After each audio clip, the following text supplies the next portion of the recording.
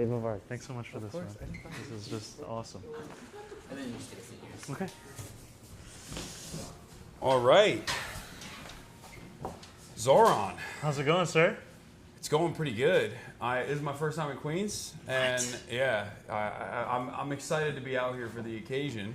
Zohran Mamdani, everybody, running for New York mayor, gonna win the New York mayoral race, Yes, we are. hopefully, inshallah. Inshallah. Zohran, you're a busy guy. You're all over the place. You had a rally earlier today. Yeah. How'd that go? It went well. It was a rally for a rent freeze with tenants in Sunset Park, with incredible city councilwoman Alexa Avilas, Assemblymember Marcelo Matenas, and a bunch of tenants who are tired of seeing their landlords profit while their rents keep going up. What made you want to run for mayor? I think ultimately it was that there's a cost of living crisis in our city, and Eric Adams has used almost every opportunity to exacerbate that crisis. He has put his thumb on the scale of corporations, of landlords, and New Yorkers have been paying for it, and they've been priced out of the city that they built. We can actually change that.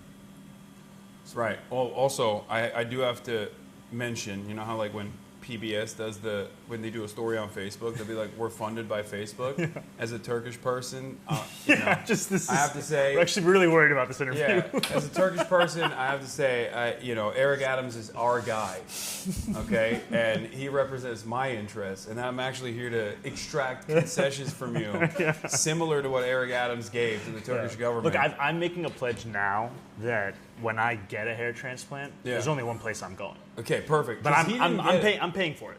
Okay. I'm paying for it. All right. But I'm getting it. In Depending on what we can do with the fire code, we can make that an option. Where we are right now is totally up to code. I'm joking. It's a joke. Okay, so you're 33 years old. I'm 33 years old. Yeah, we're the same age, which is crazy because Let's go. I'm a loser and you're running for mayor of New York. That's wild.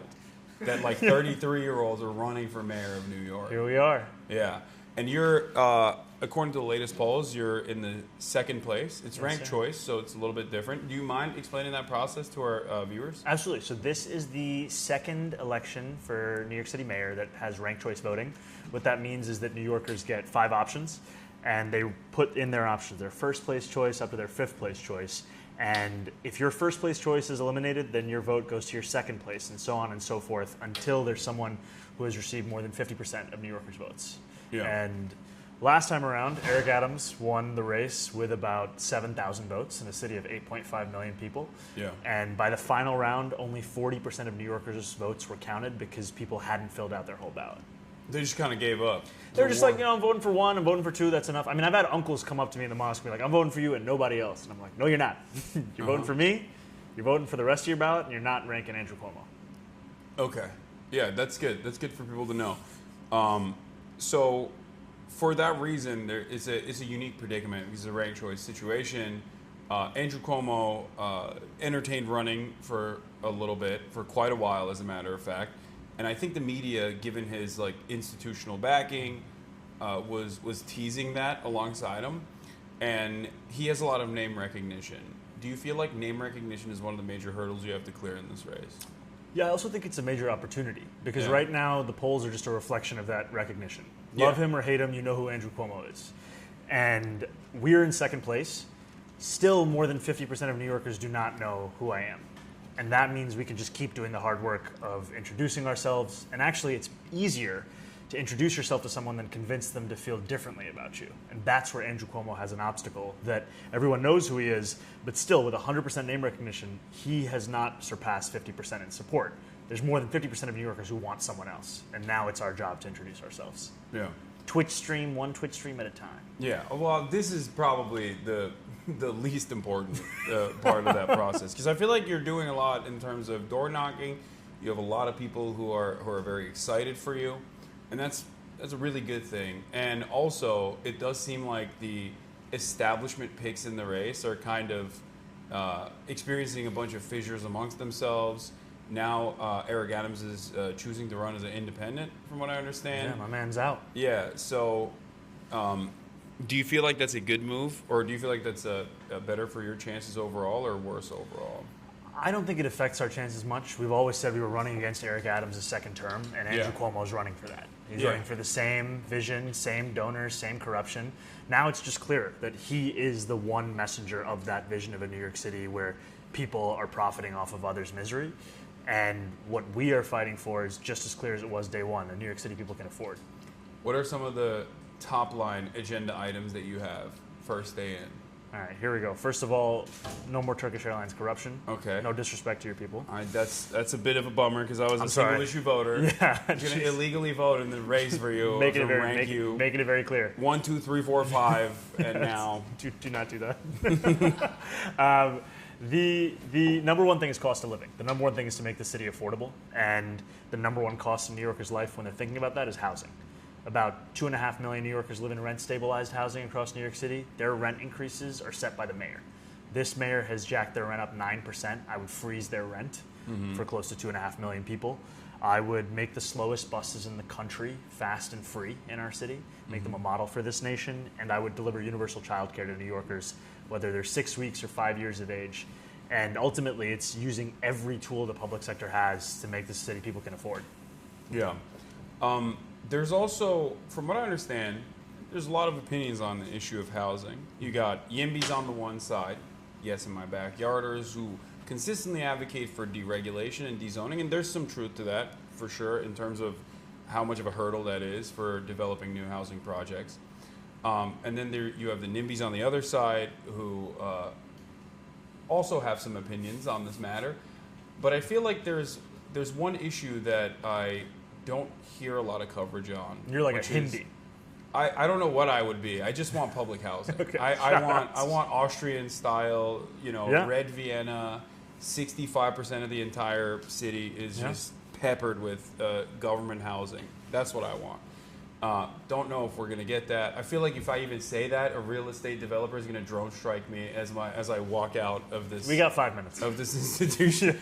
Yeah, but I do think that any move in that direction is great. But the reason why I'm bringing this up is because there's also, from what I understand, a warehousing problem here, where approximately 75,000 units that are rent-controlled units in the city are purposely being kept away from the housing market. There's a bunch of different hurdles in front of the lottery system and like how inaccessible even rent-controlled units are overall. Is there anything? Is that a real issue? Am I making this up? No, I think, look, is there any way to tackle that? Right now, the way that it works is that landlords self-report the units that they're warehousing. Yeah. And obviously there are limitations to the efficacy of self-reporting something that you are doing, especially when you're a landlord taking a unit off the market. I've seen estimates that start in the mid-20,000 range with units. And I think what we have to do is the city has to take a much more muscular role in gathering that information and in finding out what is the reason why units are offline and what's the actual cost of bringing them back online. Because without that data, it just becomes the discourse where a landlord will say, it's too expensive to do so, trust me. Mm-hmm. And we actually need to be able to see the stats. And to your point, we need a ton more housing in New York City. I do believe we have to build, more density around transit hubs. We have to end requirements to build parking when we build housing, upzone wealthier neighborhoods. And I also think the public sector has a role to build immediately affordable housing. Right? Last year, we opened up a wait list in New York City for people to get assistance paying their rent. Mm-hmm. In 7 days, 600,000 New Yorkers applied. And at the end of that period, 200,000. A lot of broke boys. A lot of broke boys and broke girls and broke uncles and aunties. Yeah. And at the end of that period, 200,000 won, which basically meant they got on a wait list for a program that admits 250 people a month. It's a totally broken system. Yeah. And so what we're saying is alongside those zoning reforms, we're going to build 200,000 truly affordable union-built, rent-stabilized homes that will cater to a median household income of that of New Yorkers, $72,000 for a family of four. Yeah. There's obviously the issue of public-private partnership when we have this conversation to begin with, but I don't know what the limitations are as far as the New York mayor, the mayoral position in terms of maybe not eminent domain, but there's a lot of power. But pushing and pulling. Yeah. What are the levers of power that you have? Even now under Eric Adams, the city has the authority to take over a building that is owned by a landlord who's been operating in violation to city code. He doesn't use that power. They don't use those tools. But that is absolutely an existing program that's existed even for prior administrations. And that is something we would use. We would increase fines for dangerous conditions. We would increase them for immediately hazardous ones. And if you're a landlord who isn't abiding by that, we would take that building and give it back to the tenants who are currently living through those conditions. Okay, walk me through this. I call my landlord. I'm like, the microwave is not working. Landlord says, I'll fix it. Doesn't fix it for a month. Eminent domain. Yes or no? No, that's not how it works. Shit. Because first of all, most New Yorkers don't even have their landlord sell. Okay. A lot of New Yorkers live in buildings that are owned by LLCs. They have no idea who owns the building. Even better. I call up the apartment property manager and they don't fix it. Okay. I come in, I say, hey, this electric circuit is broken. Yeah. They come in and they just paint white over it. They say it's not a circuit anymore. That's just the wall. Eminent domain. Yes or no? No. Okay. But here's how it works. I'm gonna keep testing the water. Here's how it works. Here's how it works. You have a system right now where you call 311, right, in New York City.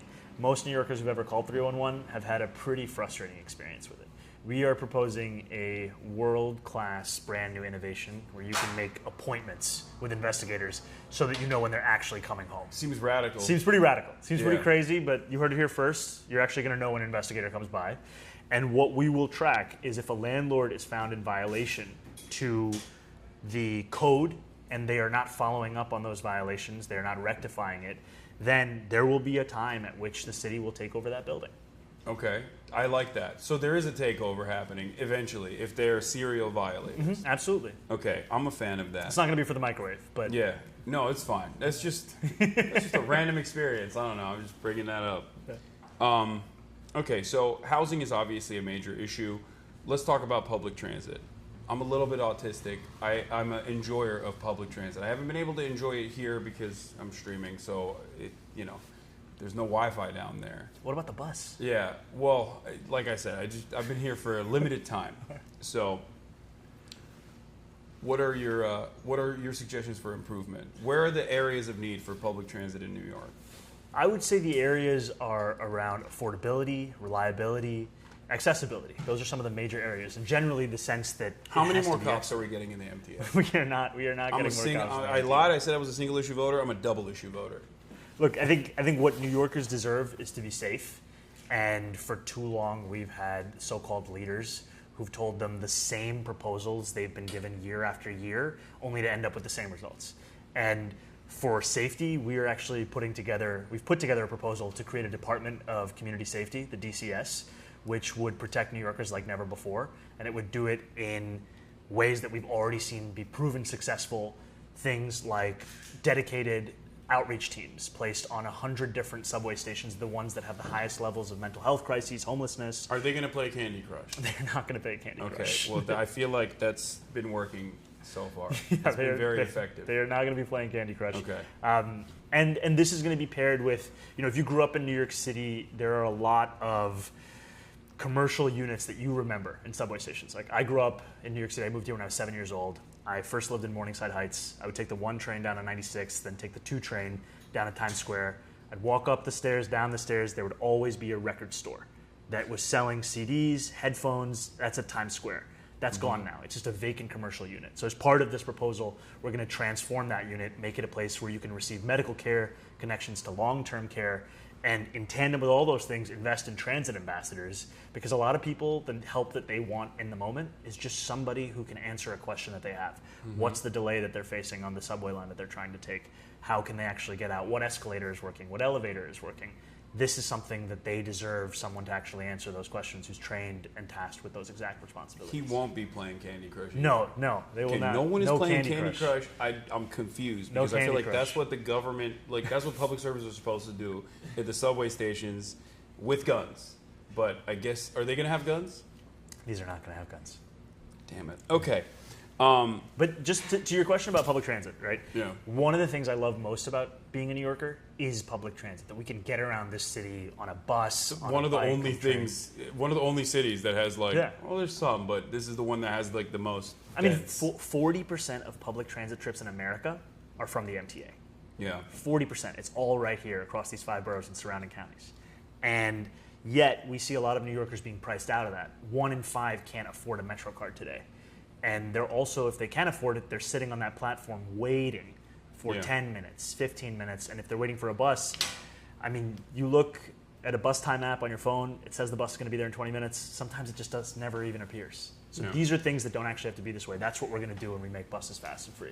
How do you reinstill confidence in even local government like that? Because I feel like this is a major hurdle to clear for anyone that is even remotely to the left of, I guess, Donald Trump. When you talk about the government doing something, the government doing right by you, I feel like especially accelerated since the Reagan era, there's this attitude from the average American that like, there's not really anything that these guys are doing for us. Like, do you have an attitude? Is it just, show your work and hopefully people eventually believe that the subway stations are going to be clean and the buses are going to run on time? I think you have to show your work. You have to actually deliver it, because the reason people don't believe in government is that they haven't seen it actually impact their lives in a positive way in a long time. And there's one recent example we have in congestion pricing, which was a program that was said to, once implemented, would decrease congestion, would increase bus speeds, would reduce emissions, would raise money for the MTA. And just at the point at which it was about to be implemented, it was at a very low level of popularity, which is the same thing that happened with similar schemes in Stockholm and London. But once it came into effect, you had people who were previously in opposition starting to support it because they could actually experience those tangible benefits. Now, I think that kind of program still needs to be paired with more immediate investments in public transit service, and that's what I've been fighting for in Albany as a state legislator. So you don't want the bridge and tunnel crowd around these parts. That's what I'm getting. I'm kidding. Room for everybody. Yeah. Okay. One thing that I feel like you do differently than a lot of other politicians is you talk about the underlying reasons as to why crime persists. When you talk about homelessness, you understand that a big part of that is housing. As a matter of fact, the major role that it plays in accelerating homelessness. When talking about crime, your initiatives focus on also solving the underlying material inequalities where crime manifests. What are some of the initiatives that you want to take in that regard? In terms of like, you've suggested cooperative grocery stores, for example. Yeah, I mean, we are living in a city where so many New Yorkers are being priced out of produce. And it doesn't matter how much they earn, they feel this sticker shock when they go to the grocery store.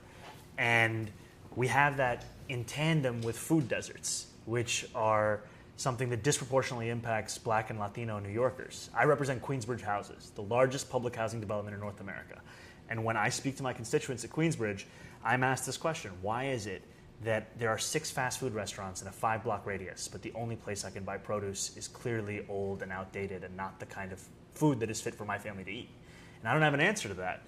And this is now starting to answer that question, which is that if it can work in Kansas, if a feasibility study in Chicago found this to be doable, why in New York City are we allowing people to be priced out of bread and milk and eggs when we can actually guarantee cheaper prices, especially at a time when we're seeing these prices skyrocket even more thanks to Donald Trump's economic policies? Yeah. What about Twinkies? Are they going to still have Twinkies at the cooperative grocery stores? Yeah, thanks to you now, we can say there are going to be some Twinkies. I lied. I'm a triple issue voter. Not even a single issue. By the end of today, we got 10. Okay. 10 issues coming up. All right, so Twinkies in the cooperative grocery stores. How does that structure work? The Twinkies in the cooperative? No. Just, it's like, sometimes I'm brother. joking. Sometimes I'm being serious.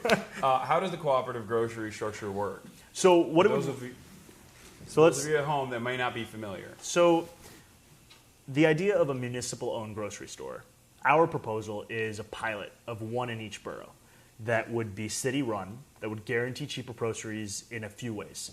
The first is that it would not have to pay rent or property taxes as a city-owned institution, pass those savings directly on to the customer. The second is that it would not be mandated to have to make a profit in these moments. We've seen that in Kansas it is profitable, but also there are times where you will see the avian flu is jacking up the cost of eggs to a level that New Yorkers can't even afford. It is possible for us to absorb some of those costs to ensure that people can actually buy the eggs that they need. And additionally, we would purchase at wholesale prices and then pass that on to New Yorkers. Now, this is a pilot program that would cost $60 million. which sounds like a substantial amount of money. Maybe Not it for doesn't. New York. Not for New York City. Yeah. I would compare it to the more than It's 100. like one New York Police Department submarine.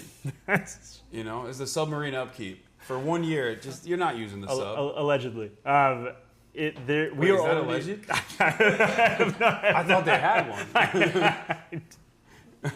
I'm leaving that to you. That's your number 4 policy platform. Okay. I want to see the submarine. That's my 4th policy.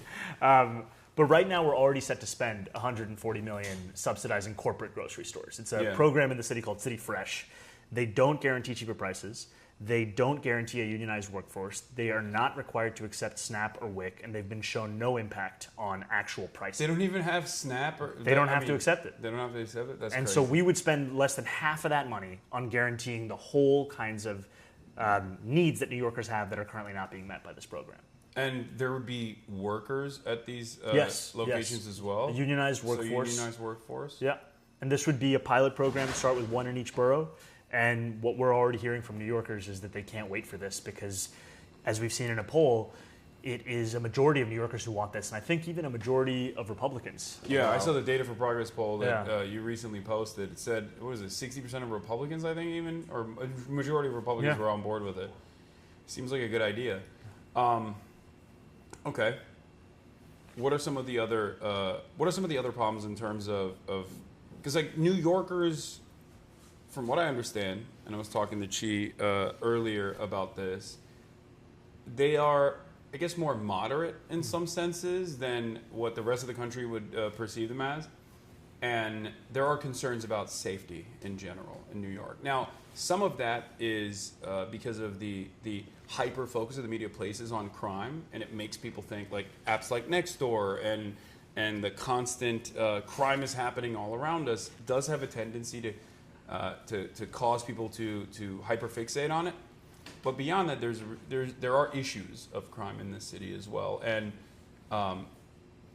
obviously outside of safety in public transit or outside of offering food at a subsidized or cheaper cost, more affordable food, and housing issues. What are some of the other areas where you can tackle crime and explain to New Yorkers that you have their back in terms of safety? Yeah, this is absolutely a major priority for New Yorkers. And what our Department of Community Safety would do is not only tackle the mental health crisis, but also hate violence, gun violence epidemic, victim services, and ensure that we are also taking on homelessness. And the thing that's so exciting about this is some of this is built off of programs that have been successful elsewhere in the country, places like Denver, Eugene, Olympia. Some of it's also based on what's been successful in New York City. I mean, gun violence, when you treat it as a public health epidemic. Stop and frisk. Right? We're bringing it back. No, we're not bringing it back. Eric Adams brought it back. No. I misunderstood. We are not bringing back stop and frisk, to be very clear. What we are going to scale up are programs that have been shown to be effective at reducing gun violence. These are programs that exist in a number of precincts across New York City, but for some reason they've not been expanded to all of them. Another example I would give you, right? It's a cure violence approach. This is an approach that invests in gun violence interrupters, people who are actually located within the communities that have been racked with gun violence and who understand that it's not as simple as just putting another police officer on the corner to deal with this kind of an issue, when in fact it's more effectively responded to through these kinds of means. But we have more than 70 police precincts in New York City. These programs are only instituted at less than 30 of them. Mm-hmm. This is something that every New Yorker should benefit from. And it's good for the cops. They can just sit around and play Candy Crush in their cop cars this time. As opposed to stopping and frisking random people. The police's responsibility will be major categories of crime. And that is a place where I've also heard from New Yorkers who are saying they're not feeling safe, that they're also troubled by the fact that there are very low clearance rates in a lot of these major categories. And that's where the focus should be while investing in proven strategies that can actually take on these root causes. Under the Zohran leadership, the New York City police departments, when there's a crime happening, they have to respond, and they actually have to improve their clearance rates. What you're saying? So let's say, I don't know, my car got stolen. Mm-hmm. I call the cops. They don't pick up the phone. I call again. They pick up the phone. And I tell them my car is stolen. They're like, all right, file some paperwork. What the fuck do you want me to do about it? Then they don't actually even seek it out. I find the car myself personally, and then I retrieve it. Under your leadership, that's not happening. They're actually going to, solve crimes. Yeah, Instead of under my leadership, whatever they do, I don't know what they do. like right now, I'll give What you do cops do? I'll give you an example right now. You have the NYPD receiving more than 200 mental health calls in a day. We know that the NYPD are not the best responders to these crises, whether in the fact that not in the way that they've been trained, and also when you hear from NYPD officers, this is not an interest that they have as to fulfilling. I sat down with a family of a New Yorker named Win Rosario, who is a Bangladeshi New Yorker who called 911 because he was experiencing a mental health crisis. And police officers came to his house who had been trained to deal with mental health crises and killed him within 3 minutes. That's the current system that we have. It is one that is not serving any New Yorker. And under my administration, we would have actually proven strategies in dealing with the crises that are affecting so many New Yorkers' lives and having the police play a critical role in major categories of crimes, not in the ones that they've been tasked with. Okay, so fair hoppers, we're not beating them up? No. That seems like an important role and I think, for the New York Police Department. When we talk about fare evasion, the MTA did its own blue ribbon panel study that found the greatest correlation between a level of fare evasion in a neighborhood is the level of poverty in that neighborhood. That's shocking. Shocking. So the poorer you are, the more likely you are to You heard it here be first. able to pay for this critical thing that you need Yep. to okay. And so one of the most I effective thought it was selfishness. One of the most effective ways to deal with this is when we make buses free. Yeah. When we actually make it accessible for every New Yorker. And more than 1 million New Yorkers ride buses every day. Why don't we actually give them back their right, which is to get around the city? And make sure, Who will grind harder if the buses are free? Have you thought about that? This is a question that keeps me up at night. Yeah. Because it feels like there'd be too much commerce in that case. And the poor business owners would have to work way harder if there's more people, more foot traffic coming in through their businesses. It seems very careless. It seems very thoughtless. A moral hazard, if you will. Yeah, I hear you, I see you. Yeah. What about the real estate developers? Let's talk about the unheard minority, the marginalized. People of wealth, POWs. I feel like they're getting a hard bargain here with you. Do you have anything to say to them? You know, to all my landlords on the stream, how many landlords do you have? All of them. Yeah, They're all watching. Shout out to all the boys. They're at hate home. watching. Yeah, shout out to all the boys at home. The real workers. Yeah, they don't like me very much, and I understand why. Because these are policies that would stop their ability to extract wealth from working class New Yorkers at the levels that they've been enjoying for years. And ultimately, we're talking about a rent freeze, right? They are still collecting rent from New Yorkers. I think Matt Iglesias had a stroke somewhere. He's not even watching. He just heard that concept be addressed on a live stream and he had a little baby stroke. But I think there are a lot of people who've made a lot of money in the last few years. And those are people who went all in on Eric Adams. And now they're going all in on Andrew Cuomo. Because they know that if they go for the most corrupt possible leadership, they protect their bottom lines in a way that they have never seen before. And they know that if they actually opt for honest leadership, then it's going to be having to factor in, basic things like dignity for working class New Yorkers when they're figuring out their policies. How much of the counterterrorism unit would you use on college students that annoy me? Personally. I would not be. And I was proud to be the first mayoral candidate, and I think the only one. Like not even a little bit? Not even a little bit. What if they hurt my feelings? I'm sorry. What if they hurt an apartheid state's feelings? Like a hypothetical one.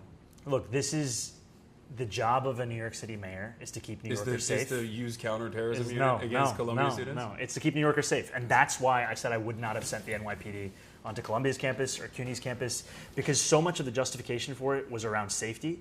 And that decision made students the least safe they had been in one police officer discharging their weapon in the course of being on that campus. Cops do that when they're under stress. Yeah. That's just, it's a natural reaction.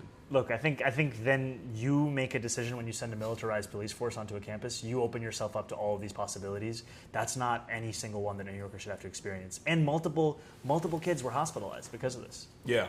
Because, they used flashbang and I believe tear gas as well for crowd dispersal, which is incendiary and it can kill you. And it has.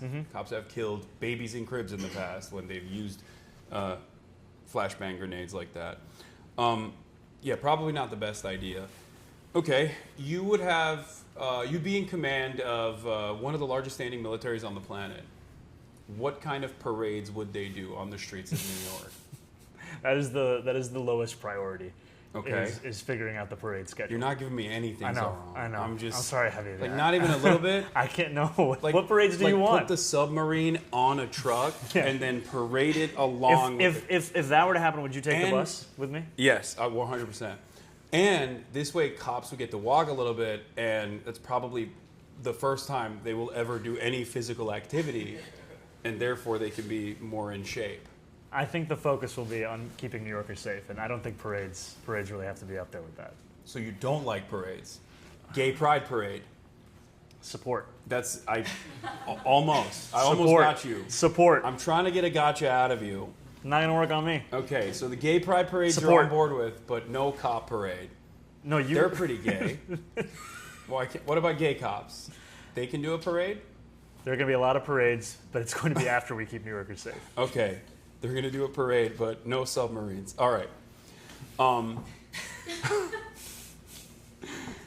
Do you want to bring out the donuts? By the way, I'm just staring at my attack ads in the face. oh, you got the donuts right there. Take a look at the guys that are going to be spent multi-million-dollar opposition pieces on. Thank you, man. What do we got here, Ali? These are Fairney donuts. Caramel Okay. custard, rosewater glaze, Ooh. pistachios on top. Thank you. 3? You brought 3 for each. Well, so what are we This doing? is abundance. Are we? Not all for you. It's Are we gonna try to see who can eat it faster? No, no, please. All 3. Do you No, work out? Not for everybody. So Do sorry. you work out?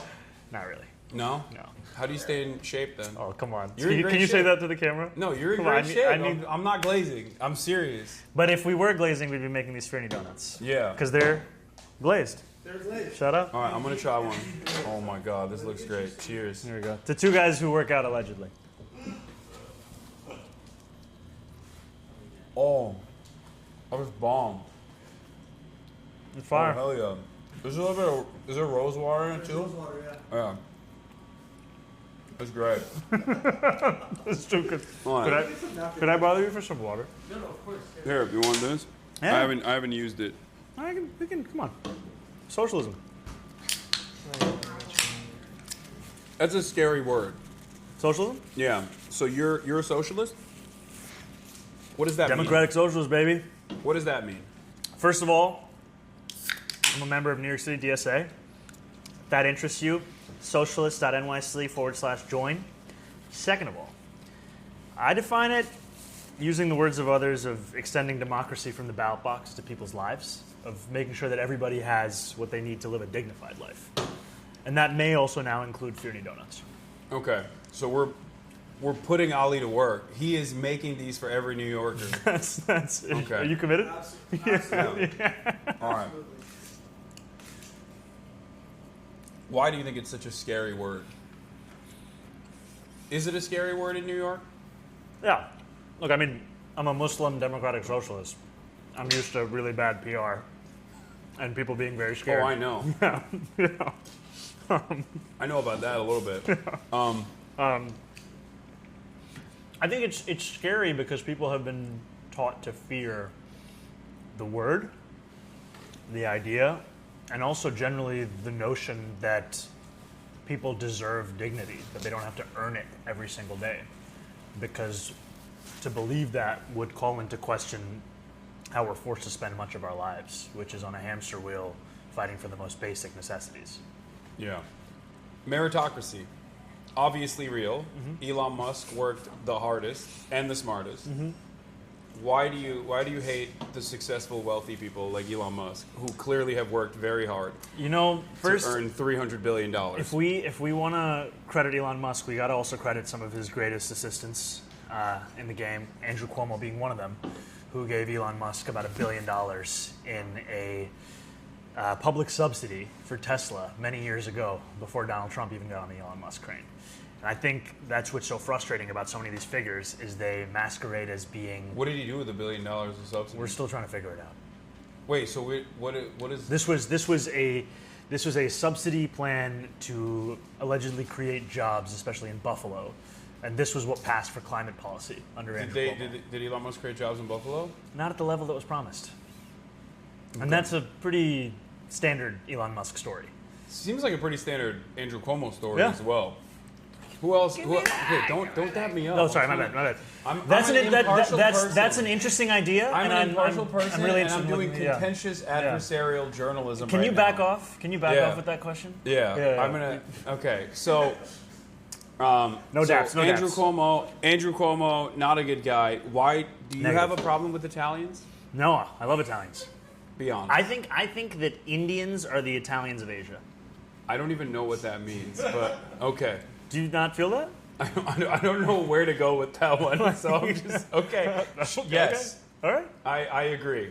I've always said that. Indians are the Italians of Asia. And Italians are the Indians of Europe.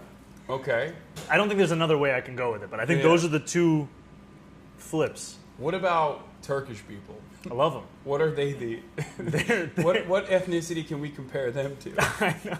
I'm gonna just leave it here. This is the most Eric Adams quoted thing you've ever said, by the way. Italians are the Indians of Europe is the most Eric Adams statement. What is act like a mayor if you want to be a mayor. What is New York City the city that that reminds you of other cities? I think how many cities did he do that with? I think every single one. He hit it like 100 different ones. Yeah. He hit Islamabad, Zagreb. Yeah. He ran out of cities. Eric Adams does not live in the city, from what I understand. Yeah, I feel pretty confident he lived in New Jersey for his run for the mayor. Yuck. Yeah. I mean, seriously. I live there too. It's awful. You live in New Jersey? No, I lived in New Jersey. I went to like, bro, you should run for mayor in New York City. Yeah, it was. There's only one Muslim socialist running for New York mayor. There's not enough space. There's for room. both of us. There's room. There's not enough room for both abundance of us here. mindset. Yeah. Okay, so you keep bringing up abundance mindset. What do you think about the abundance mindset? Well, you keep bringing it up. I did this to myself. Yeah. Why did I keep saying this? Look, I think the natural. Say something nice about Ezra Klein and then something mean about him. Okay, here we go. The thing that I would say is nice about Ezra Klein is I very much appreciated him being willing to bring up what a lot of Americans saw with regards to Joe Biden and the campaign's ability to actually win that race. And it wasn't easy, it wasn't popular. And yeah, nobody canceled him for that. That's weird. Yeah. Everybody yelled at me. Everyone was like, "You're ageist. He's brilliant. He has really good policies and his brain is fine." That's what they kept saying. About Ezra Klein? No, about Joe Biden. About Joe Biden. When I said it, but then when Ezra Klein says it, everyone's like, "Oh, you're brilliant. I love abundance." Anyway, okay, so that's but when he first said it, he got a lot of heat. Yeah. Because he was breaking from, the stated mainstream answer. position. I actually think that there's room for kind of a through line between the abundance mindset and what it means to be a democratic socialist, in that one of the greatest obstacles we face is the existing inefficiencies, inadequacies of the public sector. And if we want to get people to trust in the public sector, we have to deliver outcomes that they haven't seen. I mean, if you think about the subway, which we love, Andrew Cuomo built the most expensive subway mile in the world. And he did it by spending more money on consultants than construction. Yeah, swag is how I was going to define it. Yeah. But I mean, this is also an issue where we've taken away public sector capacity to the extent where we're unable to build anything. And we're relying on McKinsey to tell us how to even build a trash can. And what that has left us with is these projects. What will Pete Buttigieg do if you don't rely on McKinsey and consulting firms like that? I think next Pete Buttigieg is working right now, and you're hurting his feelings. I think that what we need to do is make sure that capacity is internal. And that's the capacity that we have lost, whether it's building bike lanes or bus lanes, whether it's building the subways. And that's something we need to bring back. And that's something that there really is a choice between Andrew Cuomo taking us back to those days of consulting or building a future we can build it ourselves. Okay, suggestion. Hit it. No more buses. We only have those horse carts because they're very cool. There's going to be a lot of poop, unfortunately. What do you think? Horse carts, no more cars at all, just horse carts. I'm going to go on a strong no on Okay. this one. We're going to diverge. But different horses are paths. very cool. They're like big dogs. Shout out to my big dogs. Yeah. Inside every one of you is is a big dog. A big dog a and horse. maybe a horse. Yeah. And 2 wolves. That's how I feel. yeah. Which Thank one? you. Horse. Big horse. And a wolf. Okay. Woo! Okay, so I don't know if you guys do no- sound effects. none of the no horses, no horse race. All right. What about the bike guys? A lot of them are Turkish. This would be huge for the Turkish economy in New York. They do. It's like it seems like it's just 3 professions if you're Turkish in New York or just universally is barbershop, Awesome. Shout kebab, outs. yeah, kebab, guys who do the bikes, who charge you a lot of money, but if you speak Turkish to them, they will charge you When you say less do the money. bikes, do you mean get on the bikes in the back and like sightsee, or you mean like deliver food, or you mean No. They get on a bike and then you can sit in the back of the bike. Okay, yeah, and then yeah, they yeah, like yeah. take you to different Like places. Central They Park- Central Park They got guys, lights yeah. in the back. Yeah, yeah. Doesn't seem like a very efficient mode of transportation, but carbon emissions pretty good. sometimes the journey Yeah. is the trip. Yeah, Is that the phrase? I don't think that's I don't the phrase. know. No, it's like it's not the journey; it's the destination. No, I'm saying it's the other way. Or it's not the destination; it's the journey. Yeah, that's how you're supposed to say it. Okay, ask him to rank his favorite Sex and the City characters. Miranda. Okay. All time Miranda. Okay, it seems a little bit. You're a little bit biased, I think. I mean, come on. Yeah, Cynthia Nixon. She endorsed you, I believe, right? She's supportive, but I think Yeah. even more than that is she had the courage to take on Andrew Cuomo when a lot of people didn't. Right, this is back in 2018. Yeah. And he was running our subways into the ground. And she stood up and she said, we're going to tax the rich to fix the subways. And that there could actually be a different style of politics. To the extent that Andrew Cuomo had to adopt a lot of her own policies to get reelected. Yeah. So what other Sex and the City character has done that? I don't really remember any of the characters. This is just I'm just reading Politicians, questions. look at you copping out. He's I'm just lying. reading. I'm just reading from the chat. No, I have watched it. I just don't remember any of the characters.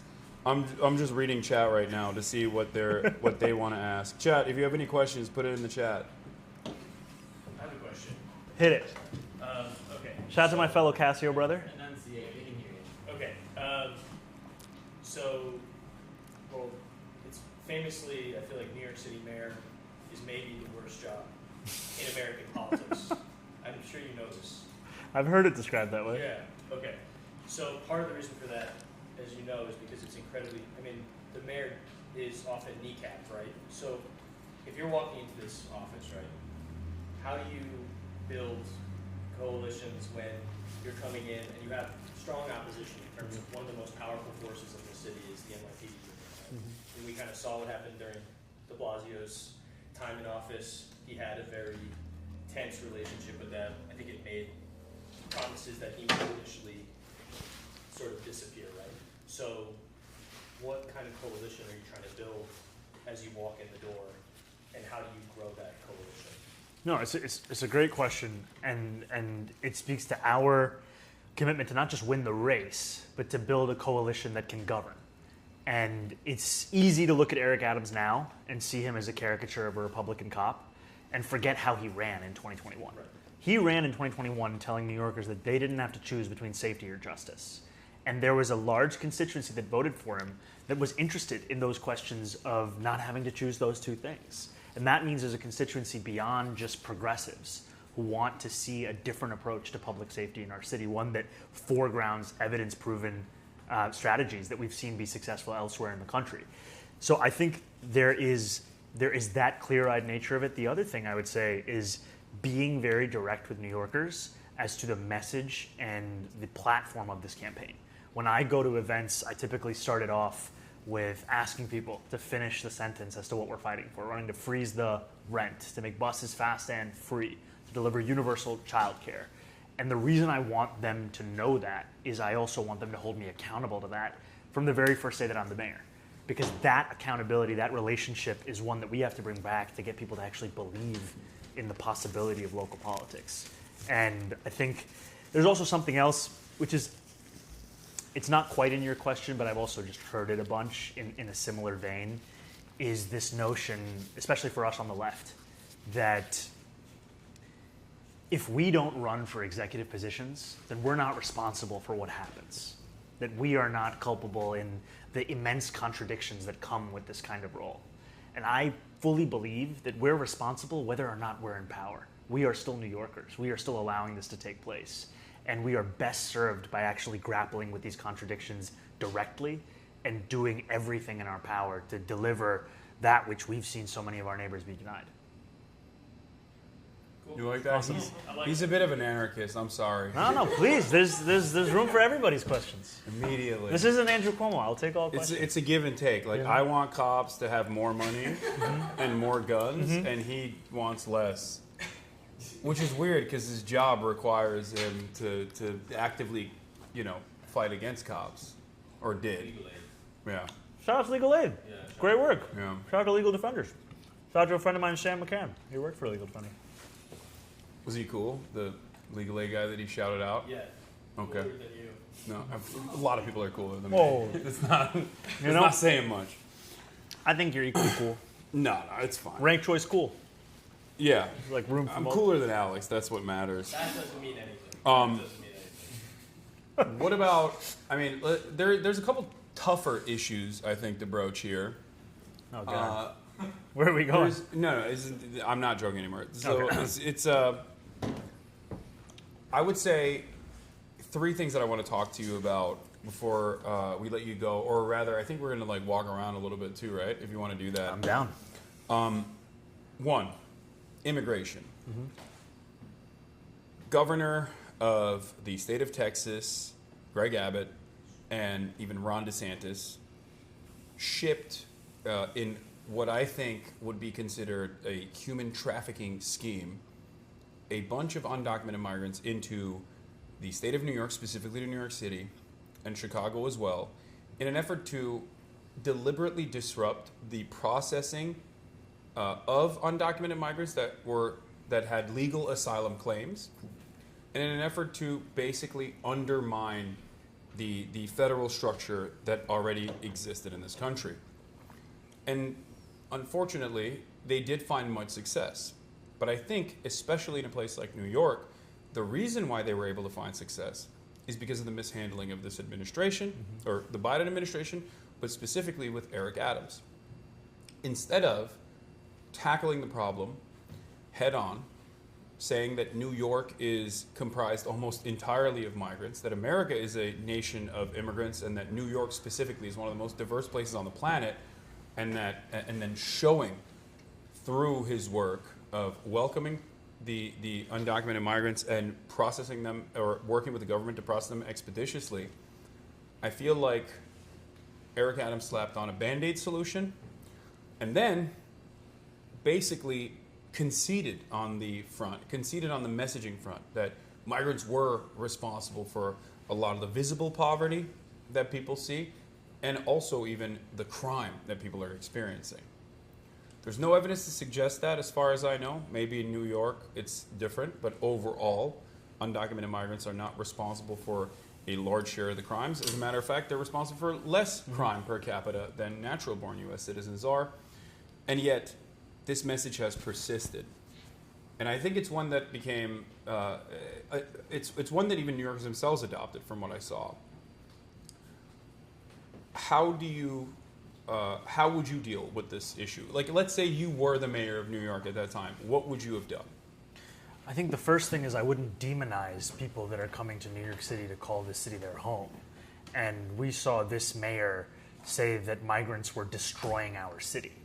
And you have what's been described as the second largest bully pulpit in America as the mayor of this city. Mm-hmm. And you're using it to turn the target onto a set of individuals that are in the most need of this city's assistance. And it is something that has led to not only an anti-immigrant sentiment across the city, but even violence against a number of New Yorkers, our newest neighbors. And this isn't just a story of cruelty or a story of demonization and demagoguery. It's also one of patronage politics. You had one of Eric Adams' closest advisors on record saying, "Where are my crumbs?" when it came to the contracts that were being handed out for migrant shelters. You have a city run by Eric Adams that issued a more than $400 million contract, no bid contract, to a company called DocGo. So it's not just a question of cruelty, it's not just a question of bigotry, it's also a question of an immense amount of money being made with few services to name actually being delivered. And in the critiques that had to be made of how the Biden administration was responding to New York City's needs, Eric Adams was on his way to D.C. to make the case and then turned back because his major fundraiser of his campaign was having her house raided by the feds. So you cannot have an effective leader who is not actually focused on delivering on these kinds of issues when their number one priority is keeping themselves and their close associates out of jail. In terms of hardline policies, though, like what are some of the things that you saw that Eric Adams did that you thought were bad, and what would you have done differently? All right, so let me rattle off a few. The first is the 30 and 60-day shelter limits that he put in place, forcing them to be evicted out of shelters that were providing them with that. And my office actually worked with more than 1,000 asylum seekers over the last year, partnering with a local organization called Medica, where we would assist asylum seekers with applying for city services like a reduced fare Metro card or a New York City ID. And what we found is that we would see our own clients sleeping on subway platforms who had previously been sleeping on in shelters. It did nothing for addressing any of the stated reasons, but what it was is just cruel. The second thing is we have a sanctuary city policy in New York City when it comes to immigration. We have a policy that we should be proud of, one that has survived under decades of bipartisan leadership of this city that Eric Adams has now chosen to demonize. And the city's policy is that it will not allow ICE agents into city schools, hospitals, properties, even properties of city contractors, unless they provide a judicial warrant signed by a judge. Now, I serve on the city's committee in the assembly in Albany, and I get 3 minutes every year to question the mayor. I asked him, would you follow this policy? Will you clarify for New Yorkers that this is the law? He refused to answer it. So what I would also do is establish 100% compliance with that law and establish an oversight commission to ensure that that compliance is being followed even by city contractors. Because the absence of it... What if you were being blackmailed by the administration because you did a pay-for-play scheme with a foreign government where in order for cheap travel or greatly discounted travel to Turkey, you ended up offering a bunch of amenities, and then you got investigated by the federal government, but then the federal government exchanged hands and the new government decided we are going to bring ICE into all of these facilities, into your schools, into Rikers, and you said, "Oh, great! If you drop my case, I will play ball with you." What about in a situation like that? That's not totally hypothetical. Totally hypothetical. Not sure who you're speaking about, but that would never actually happen to me. And I think that's another concern that we also have with Andrew Cuomo is, there are issues hanging over his head that New Yorkers have a right to be concerned about as to whether it'll impact the way in which he governs this city. And what's so... No female security detail. I mean, it's honestly, it's also just so infuriating to be in the Democratic Party and position ourselves as being in stark contrast to the sexual harassment and assault that we have seen endemic in so many Republican leaders, and then offer a contrast in Andrew Cuomo, someone who's been credibly accused by more than 10 women of sexual harassment, and to say that this is just the way politics is going to be, then you obviously end up with the way that people feel a sense of despair. Yeah, Democrats do definitely have a hypocrisy problem. Well, for two reasons. One, because they do sometimes care about at least being called a hypocrite, whereas Republicans do not. They are unblackmailable in that regard.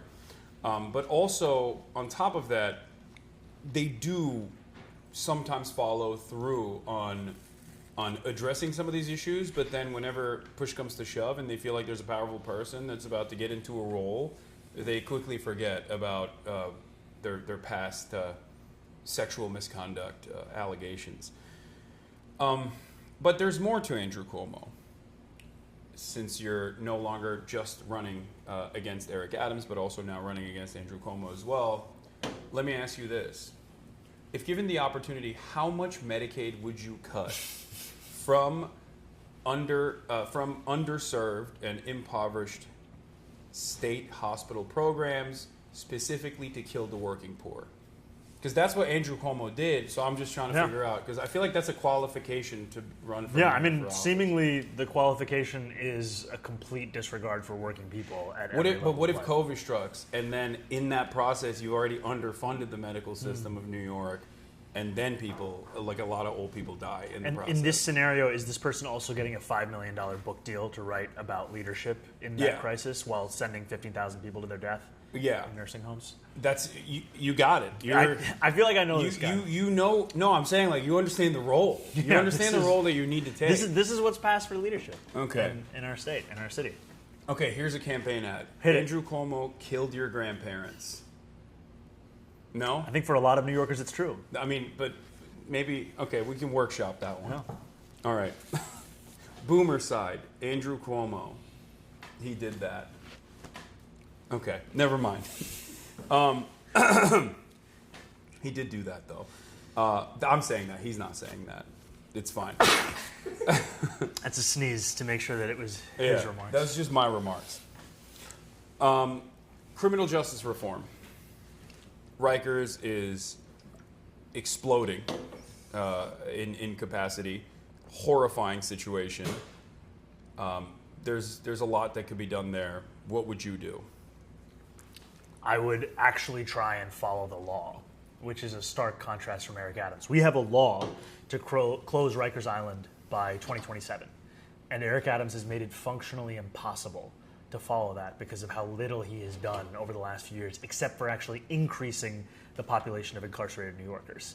We've had a number of New Yorkers lose their life on Rikers just in these past few weeks.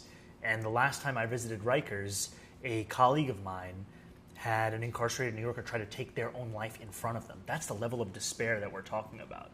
And what we would do from the very first day is pursue every single alternative that we have to incarceration to ensure that we're actually keeping New Yorkers safe. Because it's a stain on our city. It's a stain on our country. And it's something that we have been all too willing to allow to continue when we know that it's not just the law, it's also a moral imperative. And, fiscally, if we're talking about the fiscal cost, it costs New York City more than $500,000 a year to incarcerate someone on Rikers. And to put someone in a year of supportive housing, it's about $50,000 a year.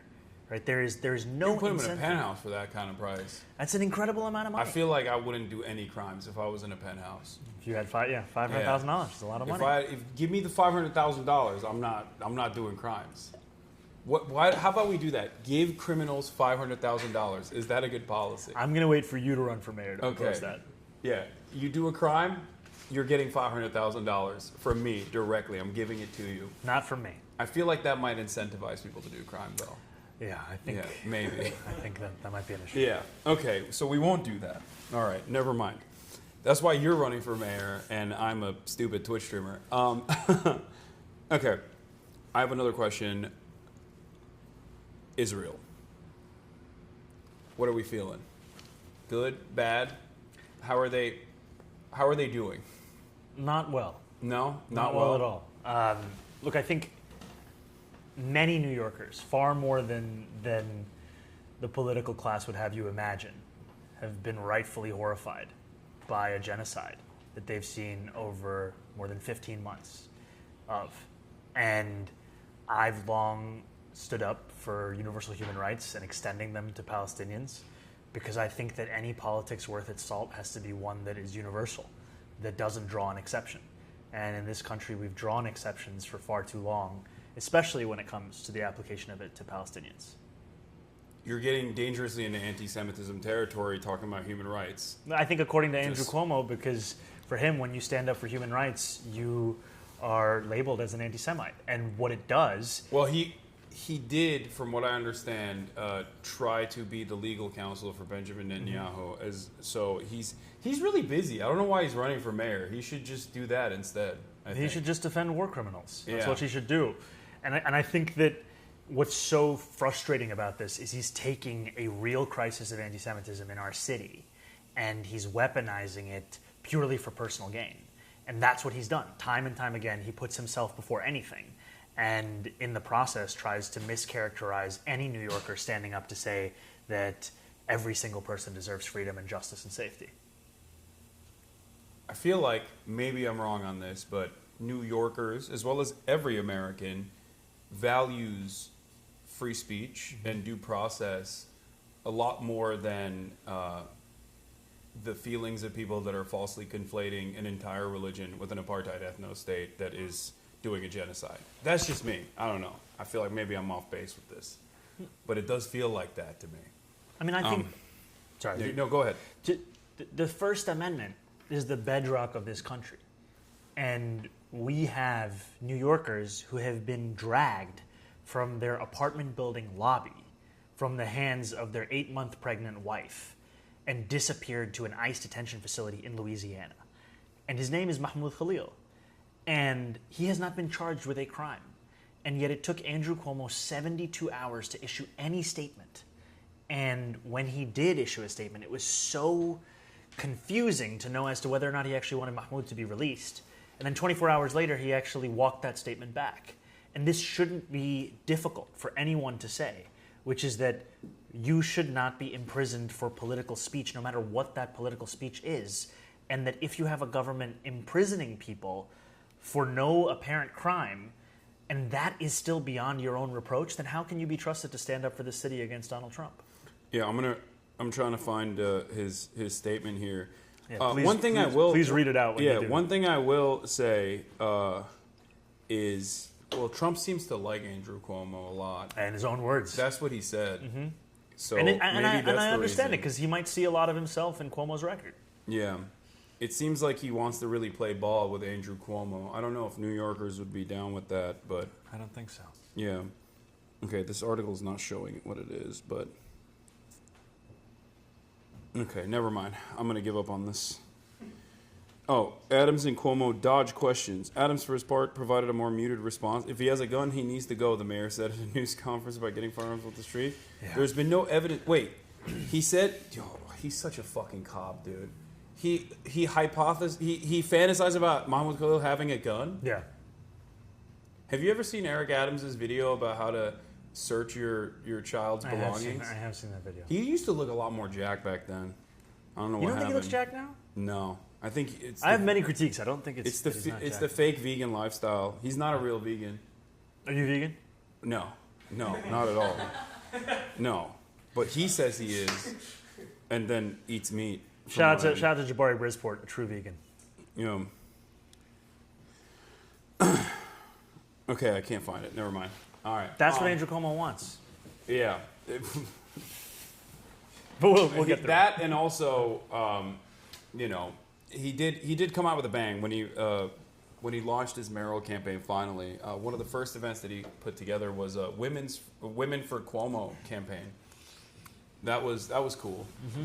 And then also duping a bunch of unions, or at least union leadership that was sympathetic to him, into bringing their rank and file to a Unions for Cuomo campaign. And apparently the rank and file didn't even know that they were going to a Cuomo campaign. Yeah, I read some of those quotes where the guy said, "I just was told to get on the bus. I didn't know where I was going." Yeah. I mean, that's what so much of his campaign is. It's mythology. That when it's actually pressed and questioned, you realize it starts to fall apart. I don't even think people really pay attention to that sort of stuff in general. I think overall, looking at the environment, looking at the media landscape, it's just name recognition. Good or bad, I think name recognition is both harming Andrew Cuomo, but also helping Andrew Cuomo with a lot of people that simply don't know what he's about or how he would be mayor. How do you foresee yourself penetrating through that to not people like myself, because you have a lot of motion online. A lot of people like you online. A lot of people like you on Twitter, especially younger people. But how do you talk to like the average the uncles and the aunties? Yeah, the 55, 65-year-olds that are all around New York City that look at that and go, well, I don't know what this person is, and his name sounds scary to me. I've never heard this name before. Andrew Cuomo, I kind of recognize that. I mean, people have been voting for Cuomos for decades. Yeah. Because before Andrew Cuomo, there was his father, who was the governor of this state. And his handsome brother. But they didn't vote for him. No. I would vote not for mayor. For what position? I don't know. Okay. Just, he's a himbo. I have himbo solidarity. That's why I tried to call you a himby in the beginning. Yeah. I feel like nobody...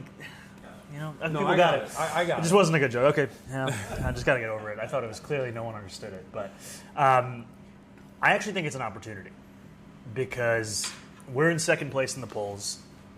while more than 50% of New Yorkers do not know who I am or who this campaign is, which means there's such a high relationship between people who support this campaign once they actually know about this campaign. And so what our task is to keep introducing it. Now, we've raised $8 million. We've maximized the fundraising cap, which is the fastest any campaign in history has done it. We have knocked on more than 40,000 doors in the last 6 days. We're going to knock on 1 million doors across New York City. A lot of that is introducing ourselves to the uncles and aunties that you're talking about. And then also, we are going to spend a lot of the money that we've raised on ads on cable and broadcast and radio and mailers in your mailbox, because so many, especially older New Yorkers, that is the way that they're engaging with politics. And I have to incorporate that as well as any other place that I can meet New Yorkers for whom Andrew Cuomo is the name of stability, to inform them actually that he is the chaos. We are the ones that will provide that stability by stabilizing their rent, by ensuring that it's frozen, and by making sure they can actually afford this city. Okay, I like that. Is there anywhere around here that you would want to go to? Yeah, absolutely. So, can we bring our man right in? You want to give him one of the extra? Okay, here, I'll just give you mine. I have some gifts for both of you, too. Oh, you do? Some little merch. Oh, hell yeah. I can't take the merch. Oh, you can't? I can't, Okay, but he sorry. can. No, Yeah. it's okay. 100% compliant. But That's how also, you know. earlier you were saying, we were talking about, I think kebabs came up. I want to also give a shout out to Ali's dad, who runs an incredible place called Sammy's Kebab House, just down the block. Yeah, he was just talking about it before you got here. It's fire. We love it. Yeah, he was actually testing you to see if you were corruptible with the merch. Ooh. You passed. No. You just Eric Adams in a mask? Yeah. Exactly, that was fun. The merch from Little Flower is a one-way ticket to Istanbul. Yeah. Yeah, no, I'm sorry. I can't take it. Yeah. It's coming soon. I have all these trolls who'll hit me and they'll be like, "Are you just mad because you're male pattern baldness?" I'm like, damn. What, you got issues with that? I don't think it's there yet. It's not there. But definitely, Yeah. like, when people say, like, racist stuff or the baldness stuff gets me. The No, racist the stuff, racist I'm like, stuff, okay, yeah. No, I feel What's up? that. Finasteride. Yeah, that's what I use. What is finasteride? Good. It'll stop. It's the only FDA. I'm telling you. Finasteride? It's for prostate cancer. Finasteride. It's for prostate cancer originally, but it is the only FDA-approved drug, as far as I know, that you can take that Okay. stops Okay, male pattern baldness. I use it. I use finasteride and minoxidil. Damn, I just worry about this stuff. I don't do anything. Yeah, the more you worry about it, the worse it'll get. You think that's true? I don't know. I Okay. don't know. You got a beautiful face. I have an uncle who swore to me that if you touch a certain part of your beard, it'll grow more than if you don't touch the other part of your beard. Did it work? Did you touch your beard? Because your beard's I growing. haven't done it, but he said that he did it and it did work. So that's what I'm also hoping. I just keep touching like right here, hoping that it'll just stimulate growth. I got you. Thank you. I got the link for you. Thanks, Thank man. you. Thank you. Are you using it? I don't want to say. Oh, wait. I'm open about Yeah, it. yeah. You can be honest. But yeah, shout outs to Little Flower. This is an incredible cafe. Where's our man go? He just went out. I don't know. Oh well, this is a great cafe. Yeah, shout out the name. Great Fearney Donuts. Yeah, what's the You should name? come What's by. the name of this place? Little Flower, run by Ali, who also runs a great place called Blue Hour in Brooklyn. If you're ever looking for late night halal food at a BP gas station, and this is the place to come if you want to get your iced Kashmiri chai. It's incredible. Fearney Donuts. Oh, he's running in. Here he is. Here he comes. Oh, there we go. For you. I'm Thank assuming you. you're a large. I don't know. Yeah. That's perfect. Would you? What size would you have gotten me? Probably a 'Cause large. I also medium. look. What do you mean, or a medium? Yeah, that's what I'm fucking. Give me the jagged. Yeah, medium jagged. MJ, medium jagged. No, I'm gonna put it in that bag over there. But it's what should we do? Should we walk around? Yeah. All right. Yeah. Let's go to Bush. Let's go to Bushaki. Let's get some. Or, yeah. Would you mind if I get a quick photo? I would with love to get a you? photo, Oh, man, do you please. mind taking this? I can't wait to be meeting New York City's next mayor. Thank you so much. My family Have members to try the are donut. like texting me like, Try oh it. my god, and I'm just, my neighbor's a huge fan. It's actually how I found out about you. That's like, amazing. Got into the running, and your policies you go. with 311 telling me that you were a true New Yorker. You know how many Alex, times can I've you like take a fucking photo? missed that guy Yeah. coming up, and I'm like, I'm not here. Like nothing's getting fixed. Yeah. So I'm Jamie. very excited for you. Thank I you. really Thank you, do. man. Thank you so much. Yeah. That means the world to me. Yeah. I really appreciate that. Why am Thank you. I don't know. That's what people ask me. How you doing, man? I'm about to fight baldness thanks to you. Yeah, of course. No problem. I got you. Turkish government would hate us. I know, we're working. Stop the transplants. Could you do it? Yeah. I would normally down all of them, but I'm on How's it going? camera. Picture? It's Yeah, embarrassing. absolutely, please. I wanted to vote for you, and then I found out Ali knew you. I was like, He's my boy. that's crazy. My brother. Yeah, he's my brother. He is my brother. Okay. Thank you so much. No, always. I'm so glad we got a chance. Thank you. Now you're gonna have everybody. Or you already do, man. Yeah, I see that. I think some of these guys might be outside. You got some, what do you call them, streams? Yes. Never heard that. Stream sniper. Does it people like watch a live stream and then? Are we? We're streaming throughout. They don't stop. We're streaming. We're live right Oh now. yeah, we never stop. Your mic is on. Don't admit to any murders. Like, None to admit to. Okay. None to admit to. Caroline. right, exactly. All right, worry, Alex but can guys, read your guys, Alex can be somebody's your got lawyer. to finish these donuts. I've had a donut. I'll have them get back. You have your donuts. I can't multitask. Do you want to have Oh, a? my man's working. You know what? You were taking the donut. You gotta have the donut. And then Donald, why don't you have a bite of this donut? All right, I'll play. On stream? No, I don't think the stream cares about us and the donuts. No, I just want to see. I eat a whole donut.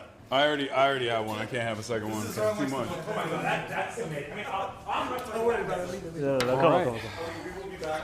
Take your time. Enjoy. All right.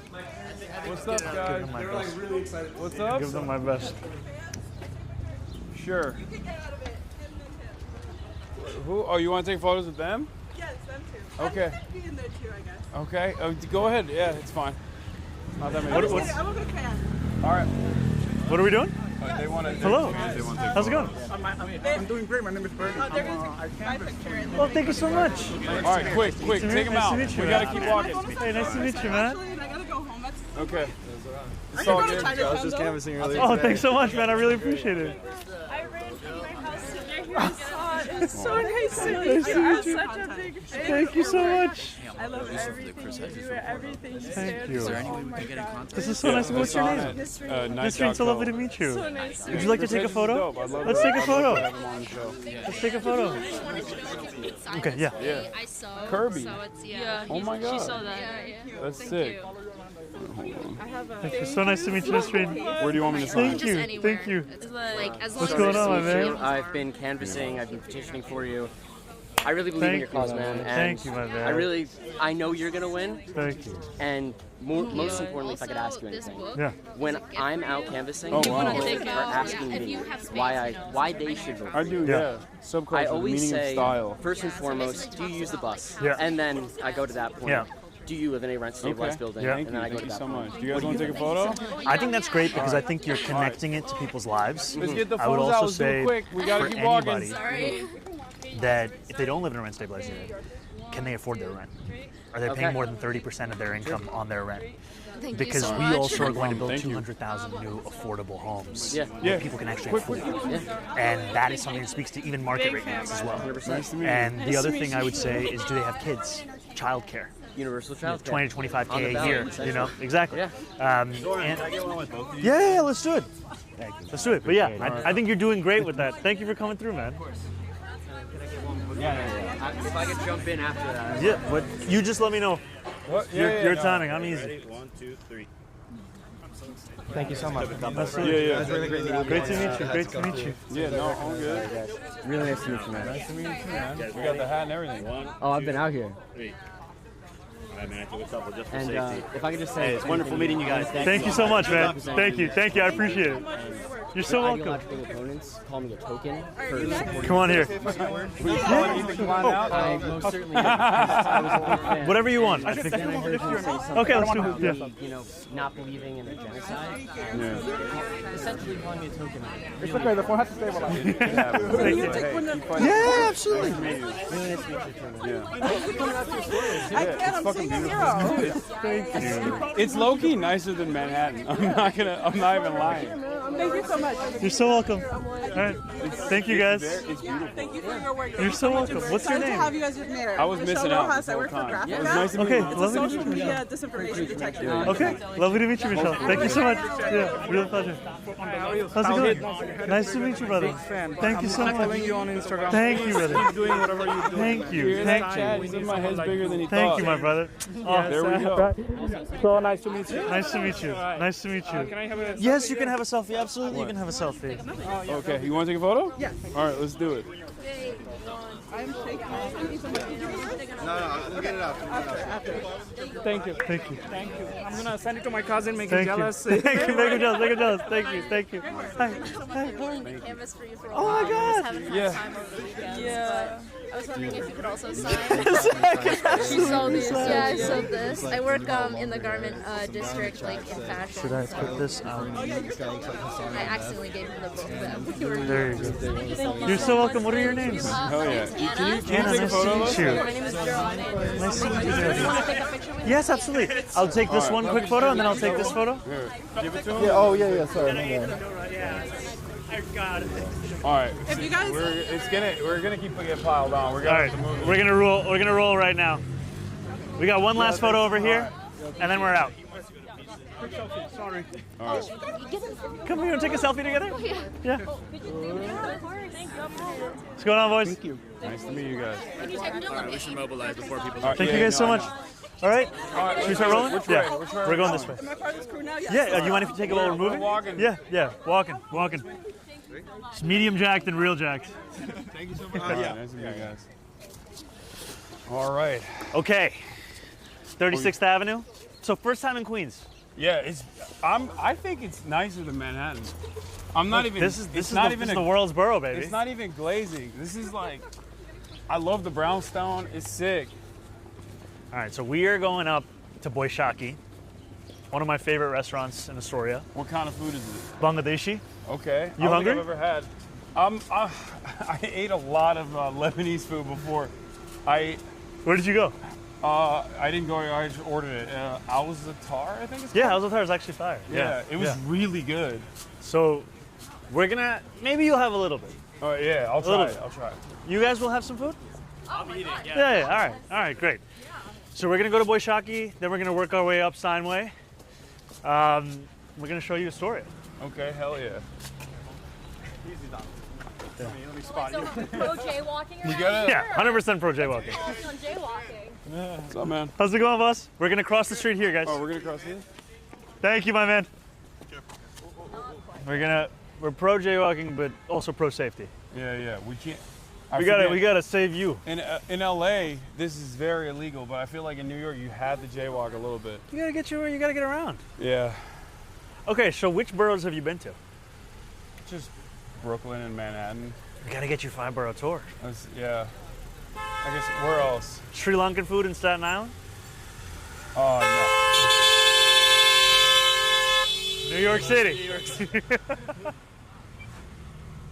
Clearly they're excited to see us. no. Yeah. That's what that's what about. Was, that's what was going on. That was full recognition.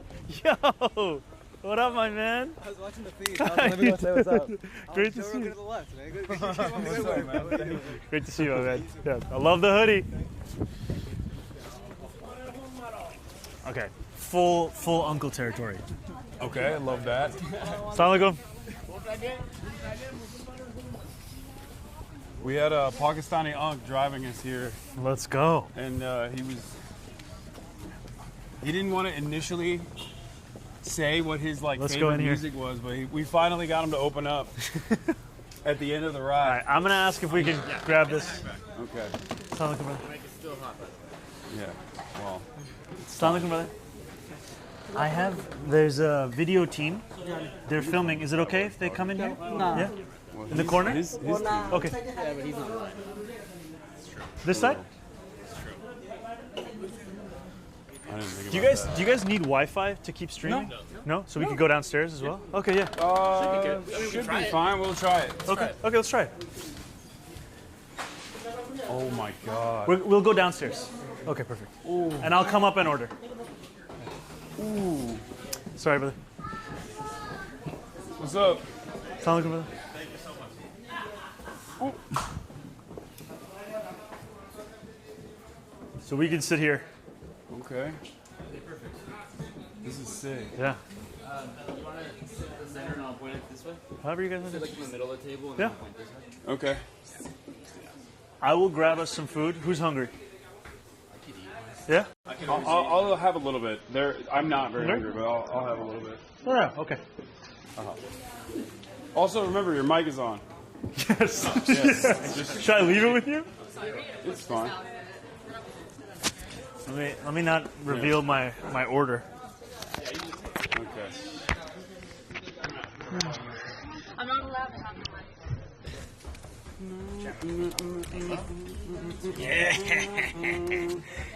Oh no. Bring me pictures of Spider-Man. Wait, that's J. Jonah. That's not the Green Goblin. Also, you put it wrong way. Okay, shut up. Someone's never liked themselves. Bro, the food smells bomb. I really messed up. Messed up with your one meal today. Is it effing? Is it? Check. Oh, there's one bar only down here. Yeah, I might be careful. Wait, let me see. Put it on. No, it's still. I mean, it seems like it's still streaming. But You guys getting data down here? You're good? the bag is still working, but we're not getting data on our phone, so I can't even check. So You mean you just don't have your phone? I'll check. I yeah. can see if We need to. If you can get me the password for it. no Wi-Fi. Okay. No, there is Wi-Fi, and there's definitely password. I think they'll. We're good. Okay, it's working. Can you sit more to the center? Yeah, I will. I was just getting close to see where we were at. That's fine, and then we'll have you sit like right next to you. That should be good. Actually, this one.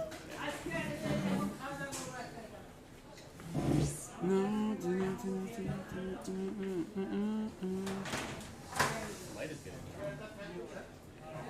Yeah.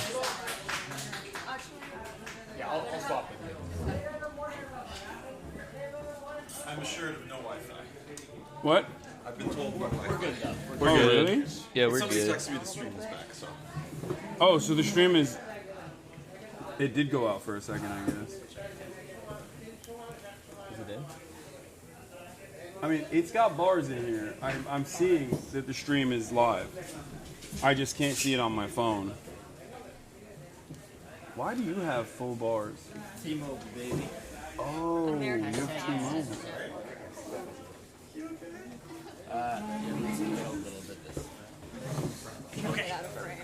So don't worry, I'm not in frame. Oh wait, hold on.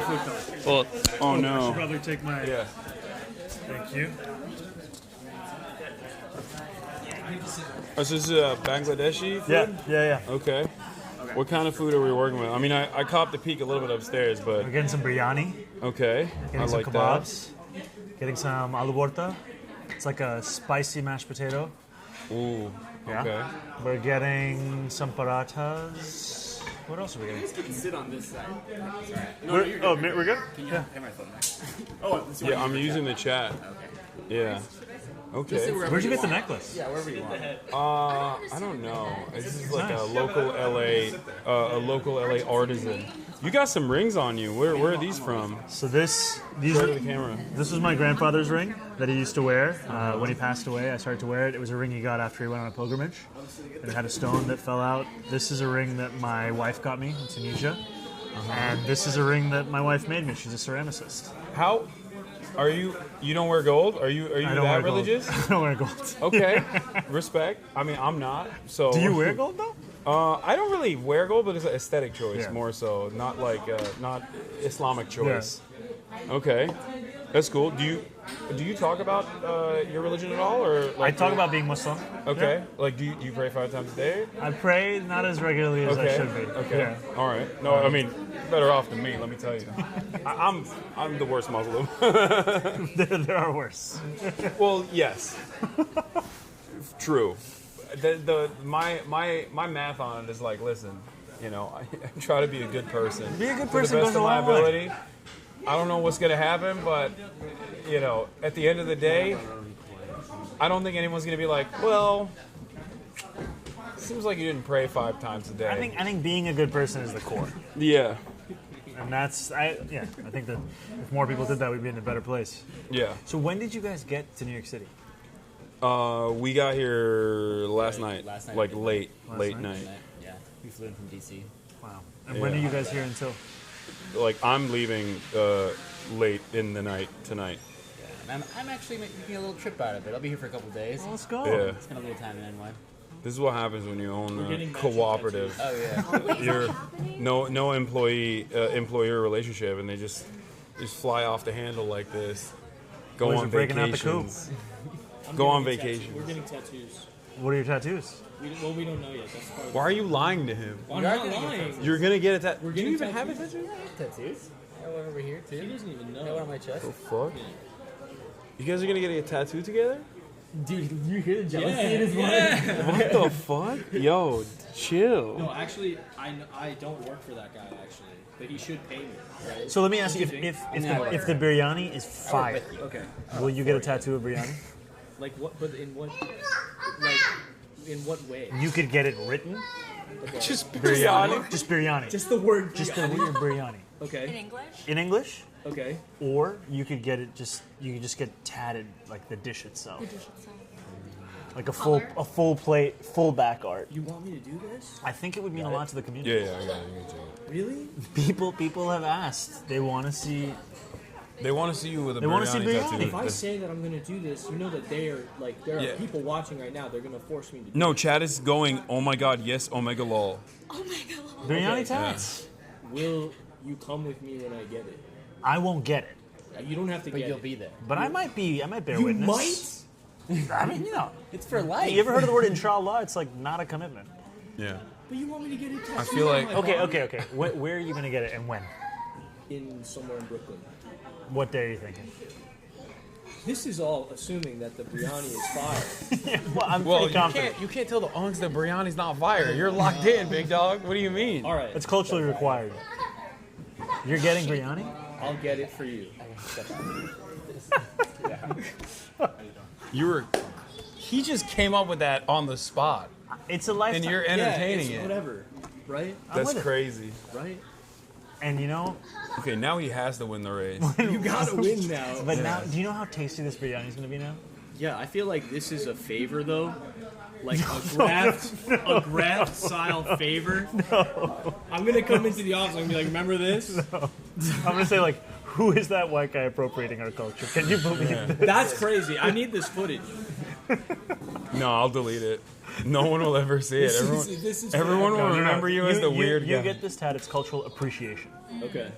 From your From me, From you. from the whole crew, From what? From your culture? Is that what you're about No, to say? from him. You get it From tattooed your on people? before and from said the it was okay. from the biryani boys. This guy gets real racist. I'm sorry. Biryani boys, regional. Okay. We're talking about India, Pakistan, Bangladesh. A lot of biryani boys out there. How long you were thinking about this? You were thinking about a way to force me into this situation. I'm gonna be honest, top of the dome. Yeah. Yeah, no. But usually when my mind is blank, it goes to biryani. And then you said tattoos. Thank you, brother. Something like water. Water would be great. Yeah. I think yeah. the gentleman's Yeah. gonna get over there. Actually, I've asked for some water. Oh, okay. Water's coming. Yeah. Yeah. That can never be enough water. More water. Yeah. People are asking if this is sponsored content. No. I was just drinking it. My and God. I know. There's no sponsors. Yeah. The American people. These guys also nothing to do with us. Yeah. Thank you so much. Good. We'll talk about All right. So you had a blossoming rap career. Blossoming is generous. But I appreciate I watched. Is it Cardamom? Yes. Yeah. Will you rap again if you win? Yes. You know? Yeah. This is. I feel like this is a question where it's like it can go in either direction. Yeah, I don't. Let me do a quick oh my God, everybody look over there, and then I'll just ask my comms director if this is a positive or a negative. What, are you getting into your rap career? To rap if we win. Absolutely. Yeah, all right. It's a He king. likes them. Well, yeah. Yeah, well, see, this is how we got to this point. This is the comm strategy. Yeah. A couple of guys eating biryani. Have you listened to Nani? That song? It's actually hot. That's the one that's the only one I heard. Yeah. That's the one I heard. Wait, that's the one with your mom, right? No, it's someone playing my grandmother. Yeah. Oh, okay. Mother Joffrey, who is an icon of Indian cooking, Indian cuisine. Yeah. Your mom is Film director. A Really film cool. director. Yeah. Yeah. She's awesome. He was talking about that. And She went canvassing today. Oh yeah. Shout out to my mom. Yeah, she canvassed today. Mississippi Masala. Yep, that movie's the reason I'm alive. She went to Uganda. First time she'd been to Uganda, first time she'd been to the continent of Africa to research a film she wanted to make about the Indian expulsion, 1972, Idi Amin. And she met my father, and they fell in love. And then that's me. That's sick. That's us. Your parents are really cool. They're very cool. I Yeah. love them very much. You I'm very why lucky. why was your dad in Uganda? Let's talk about that. Yeah. And also why were you born in Uganda? So my dad's family left Gujarat in India around 200 years ago, went over to East Africa. The story that's been told is that my great oh my God, questions. I've come with him before. I know him, guys. 3 years. He came here. He's such a good guy. Yeah. Sweetheart. Sweetheart. So this is sponsored content. That's why it's content. Thank you, my man. Can't explain with him. He's about very nice. Nice. All right, here we go. So who's hungry? You needed something else? Could we have 5 of these plates, brother? This style? Yeah. 5. Okay, Thank you, brother. Okay, so let's go through what we're looking at. All right. So we got I feel these. like I've had that before.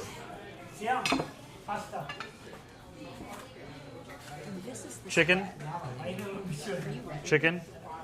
This is aloo borta. It's like the spicy mashed potatoes.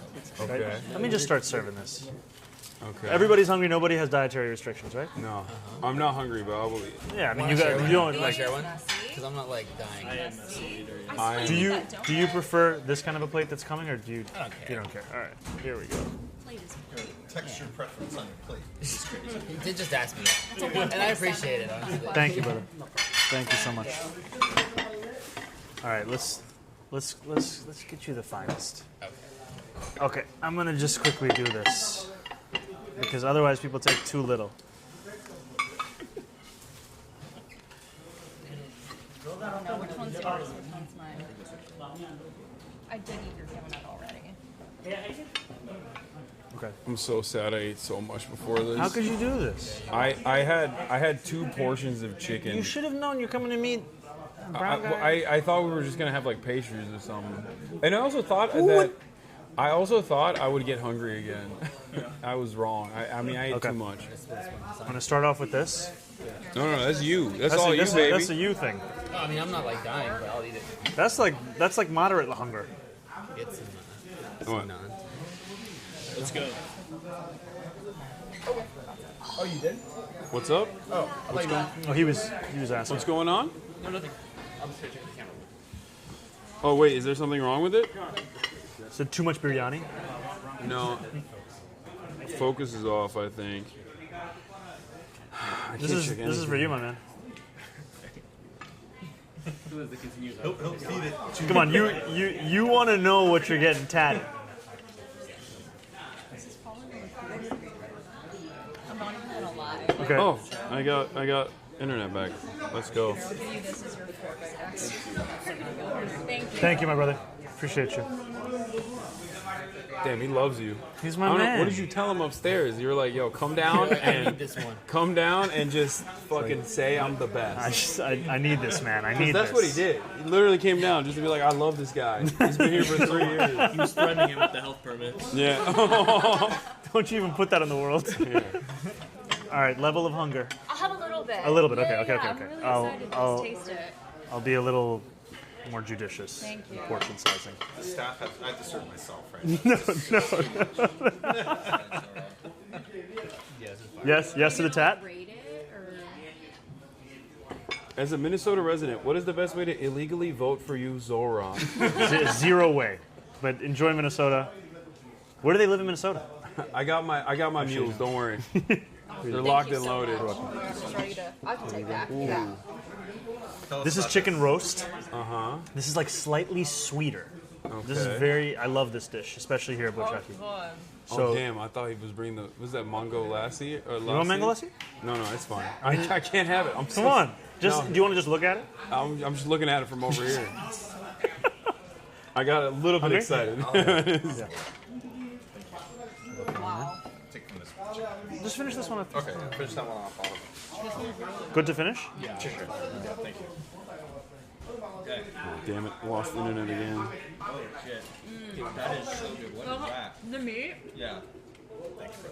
Oh my god. Yeah, I definitely want to try the meat. I didn't even serve you. Yeah. No. Everyone else first. I'm the least hungry here. Okay, but while you're serving, let's get back to the question that we had. So you said 200 years ago. Yes. Okay. Before my boy came in and started asking questions. Okay. That's okay. Too much. Okay. Can I give you some other work? Yeah. No, I'll try everything. Okay. Just a little bit. Okay. It's good. Okay. Oh, that's good. This You're is gonna be getting a tattoo, is what I'm hearing. Oh, we're definitely doing that. No, but we were I'm yelling stoked on this. tattoo. I want to try this one. This one, I would say, put that with this. Have some of this. I'll let you tear off how much you want. Okay. Take a break and eat. I gotta get. No, no, eat. Seriously, I will eventually. I can take over. So, okay, the story. I'm gonna pass this over here. The story is that my great-grandmother had about 5 kids who all died either in childbirth or very young. And when she went to the village elder to ask how she could have children that would be healthy, that could actually survive, what he told her was to cross what was called Kalapani, the dark water. And this was a migration pattern the British had in many ways were responsible for in taking a lot of Indians as indentured servants to build the railways. So my family went across the water, not as indentured servants, but in the hopes of being able to have kids, especially my great-grandmother. She ended up having, I think, about 8 kids. It worked. It worked. So they were between Tanzania, Kenya, Uganda. Uganda is where my dad grew up.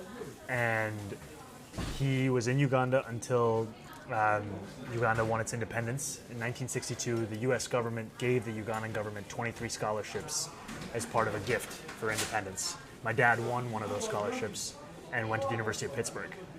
And then he started to study in the U.S., and then he eventually went back to Uganda after many, many years, and that's where my mom met him. And he was an academic in Uganda.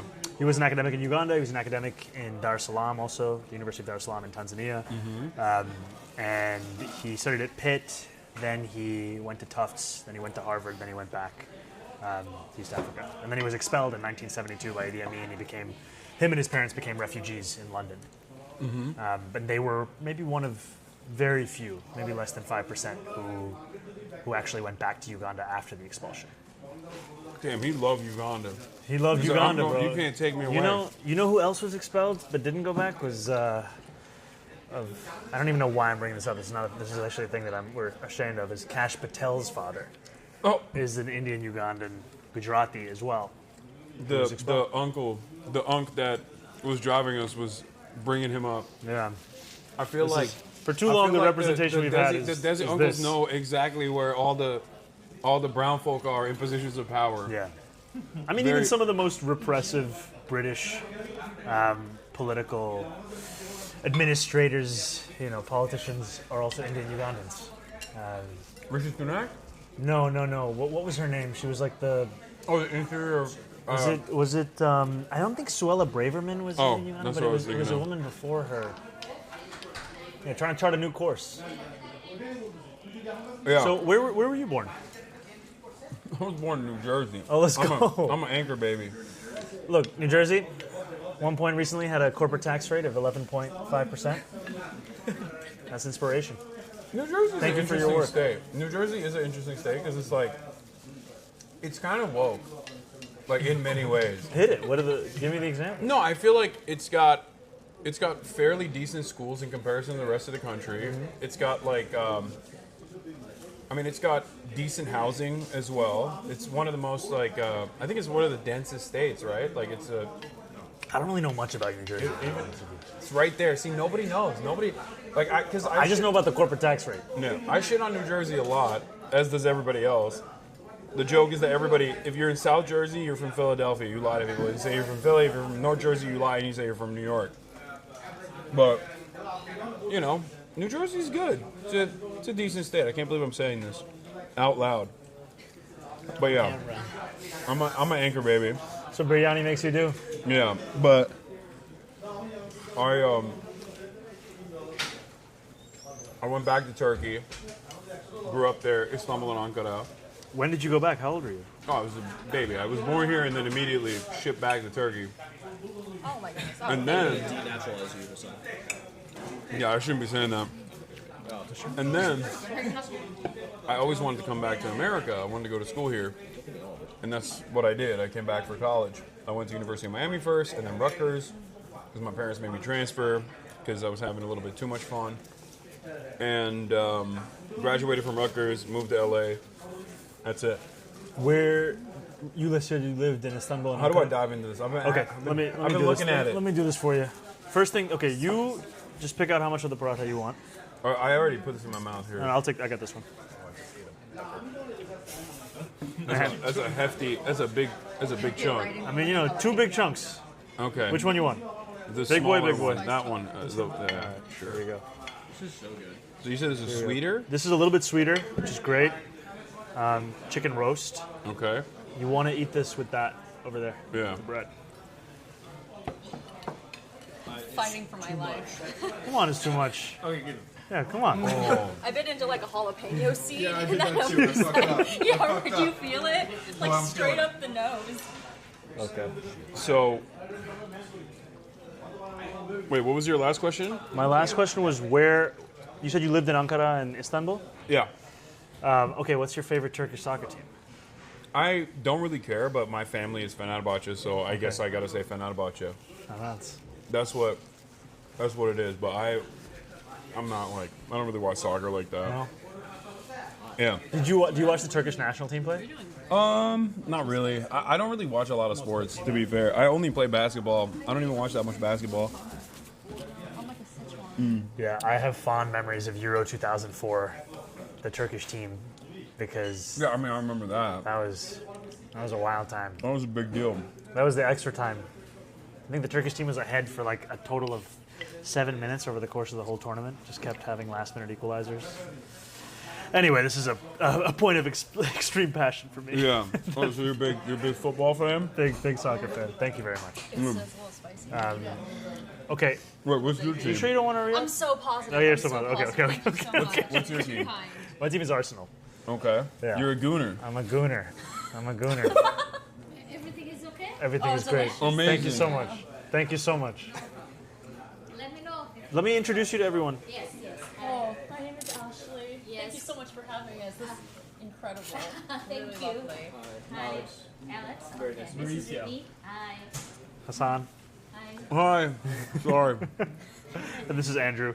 Kara. Donald. Hi. Thank you so much. Thank you. So good. Really? So good. What else I can help you? Do you guys I'm want to trying- something else? Like, I think I got this in paratha. Yeah, I think we're good. Thank you so much. You want a mango lassi? No, I'm good. mango lassi? Yeah. Yes. How many do you guys want? 1, 2?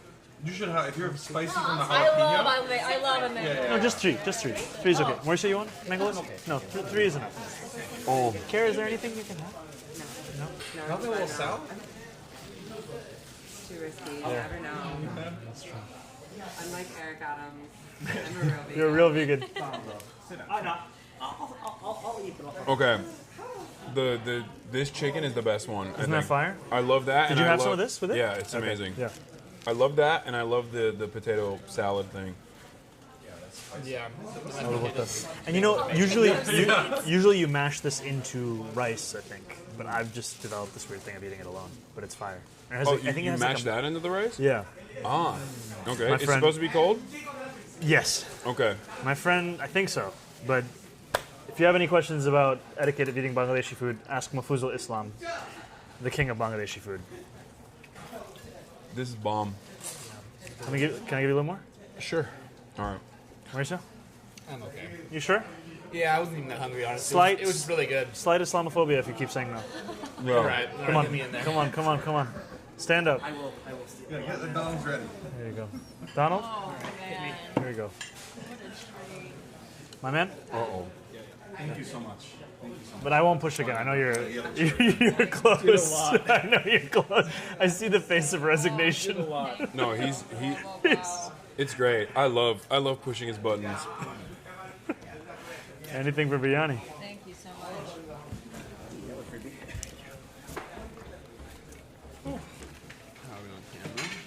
It's good. So I ask you a question or something? When you started this, did you know you were going to become a political figure? Somebody who is, people are... Not a political figure per se. I mean, I don't think I am a political figure, but I knew I was. Yeah, I knew I wanted to do political commentary. Yeah, from the jump when you started this. But I never knew that I would become this successful. Yeah. I had no idea. When did it start really taking off? 2020. Here you go, my man. Can you have some salad? 2020 is when it first really popped off. I went full time. My man, I'm gonna give you this. I'm just gonna go to the bathroom quickly.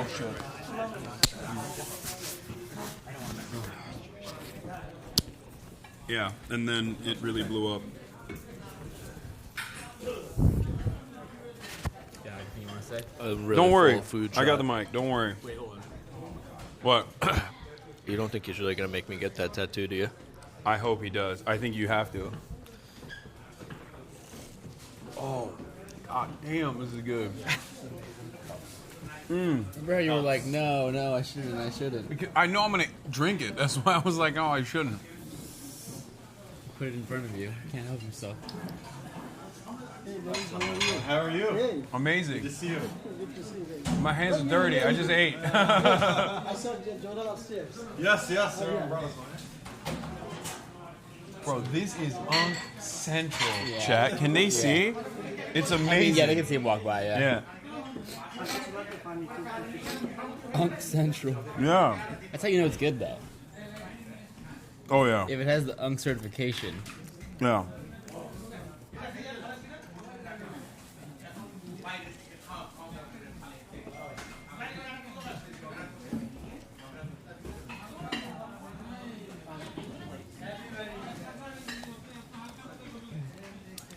We gotta get Zohran to do this for like white people shit too, you know what I mean?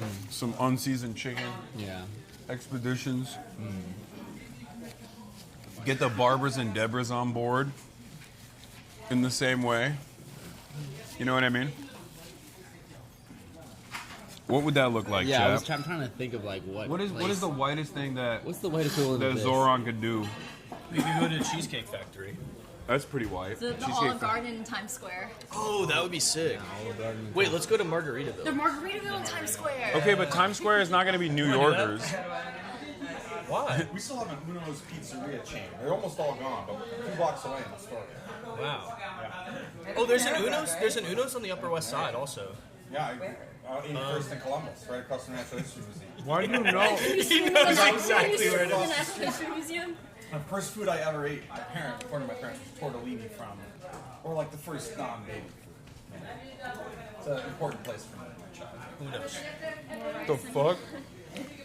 You know all the Unos. I know every fucking Uno's, and there's so few left. But there's one a few blocks from here. So sad. First day at the TGI Fridays in Times Square. Yeah. Remember that TGI Fridays used to be at Union Square? We're losing our cultural landmarks. Yeah. The Unos and the TGI Fridays. Me? Why are you taking a photo of me? Stop talking about that. Hey, we gotta document the winning process. It's really fucking good.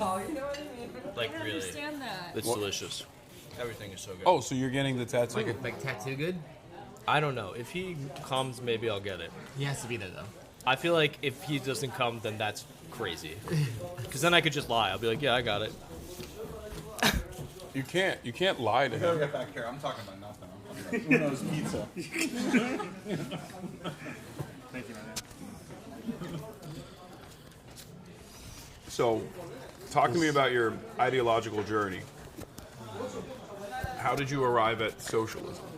You know, it was Bernie's 2016 run that gave me the language of democratic socialism. Gave me the sense that these ideas that I thought maybe were disparate, that were unconnected, were in fact rooted in one similar framework of how you see the world you fight for. All right, now I'm going to go in with my hands. No, it's... Yeah, I guess you should. Why don't you have it also with your hands? Okay, wait, what? Let's all, you know. We're holding hands? No, we're going to eat it with our hands. I saw some of the other sorry, I unks thought eating we were with their all- hands, but I thought it was culturally insensitive to ask, so I didn't want to. Come on. I didn't want to be like, well, I already ate with my hands. What am I talking about? It was too hard. It was too hard to do without the hands. It's good. So we're locked in. We're locked in for the tattoo. We were just talking about that. It's pretty good. The logistics, yeah. We cannot do it here. Here. Like in the bush, in this restaurant. No, I Yeah. figured as much. Unless they had like an illegal operation upstairs. No. Why are you trying to get people in trouble? What? What's wrong with you? I'm not. Yeah, it was 2016.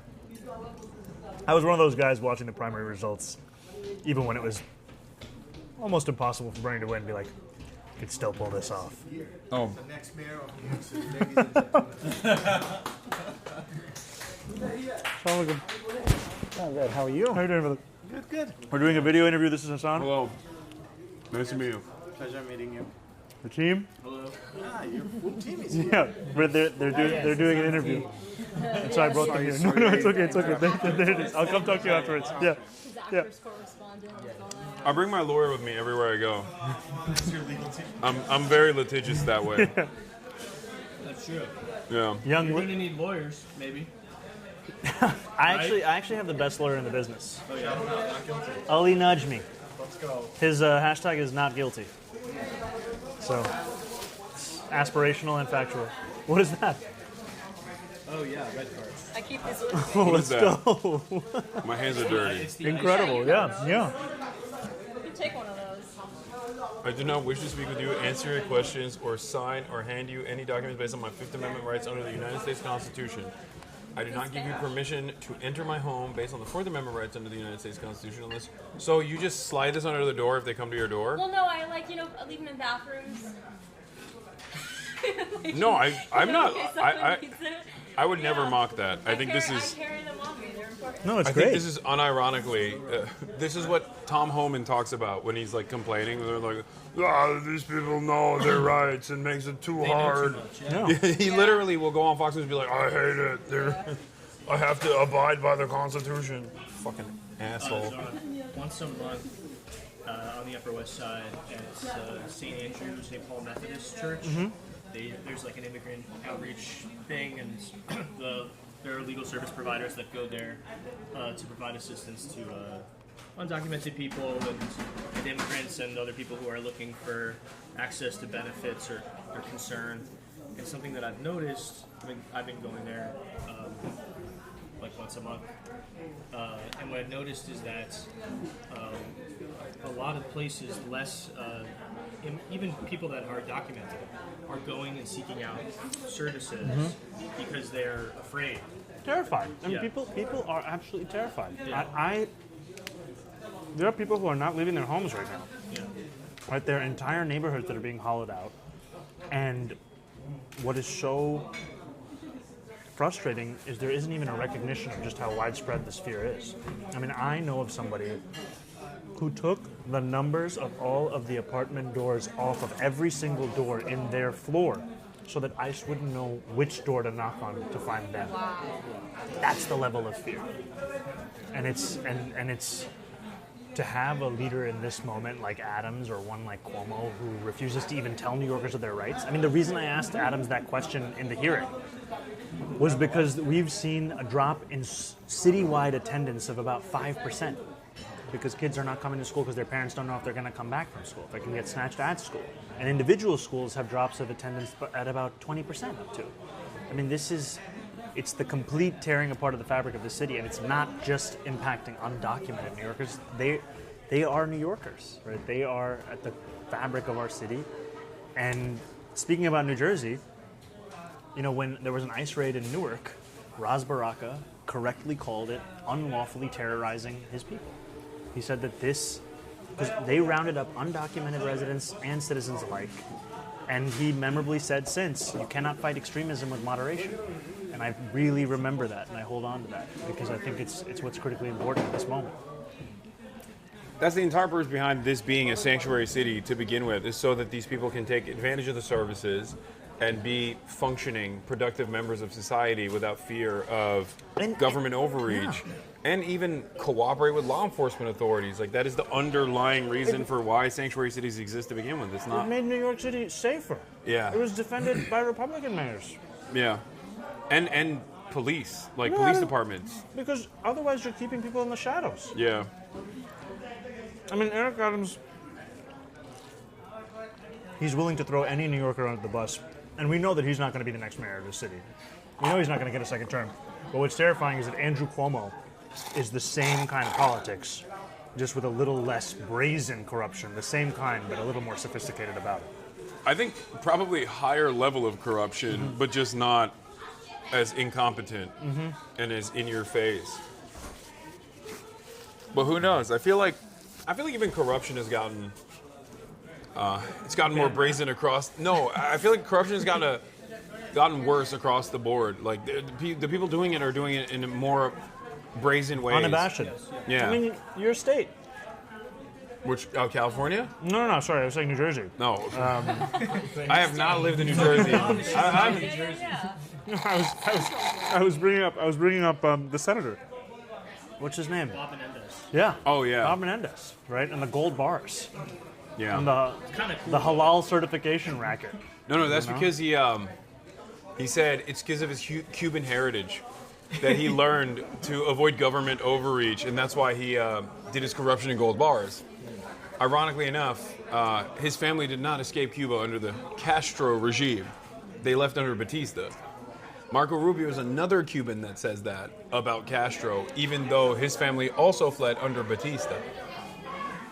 It's a very weird phenomenon among Cuban diaspora people in the United States of America, where they'll just lie and say they fled Cuba because of Castro, and then you look at their immigration records, and they literally fled under Batista.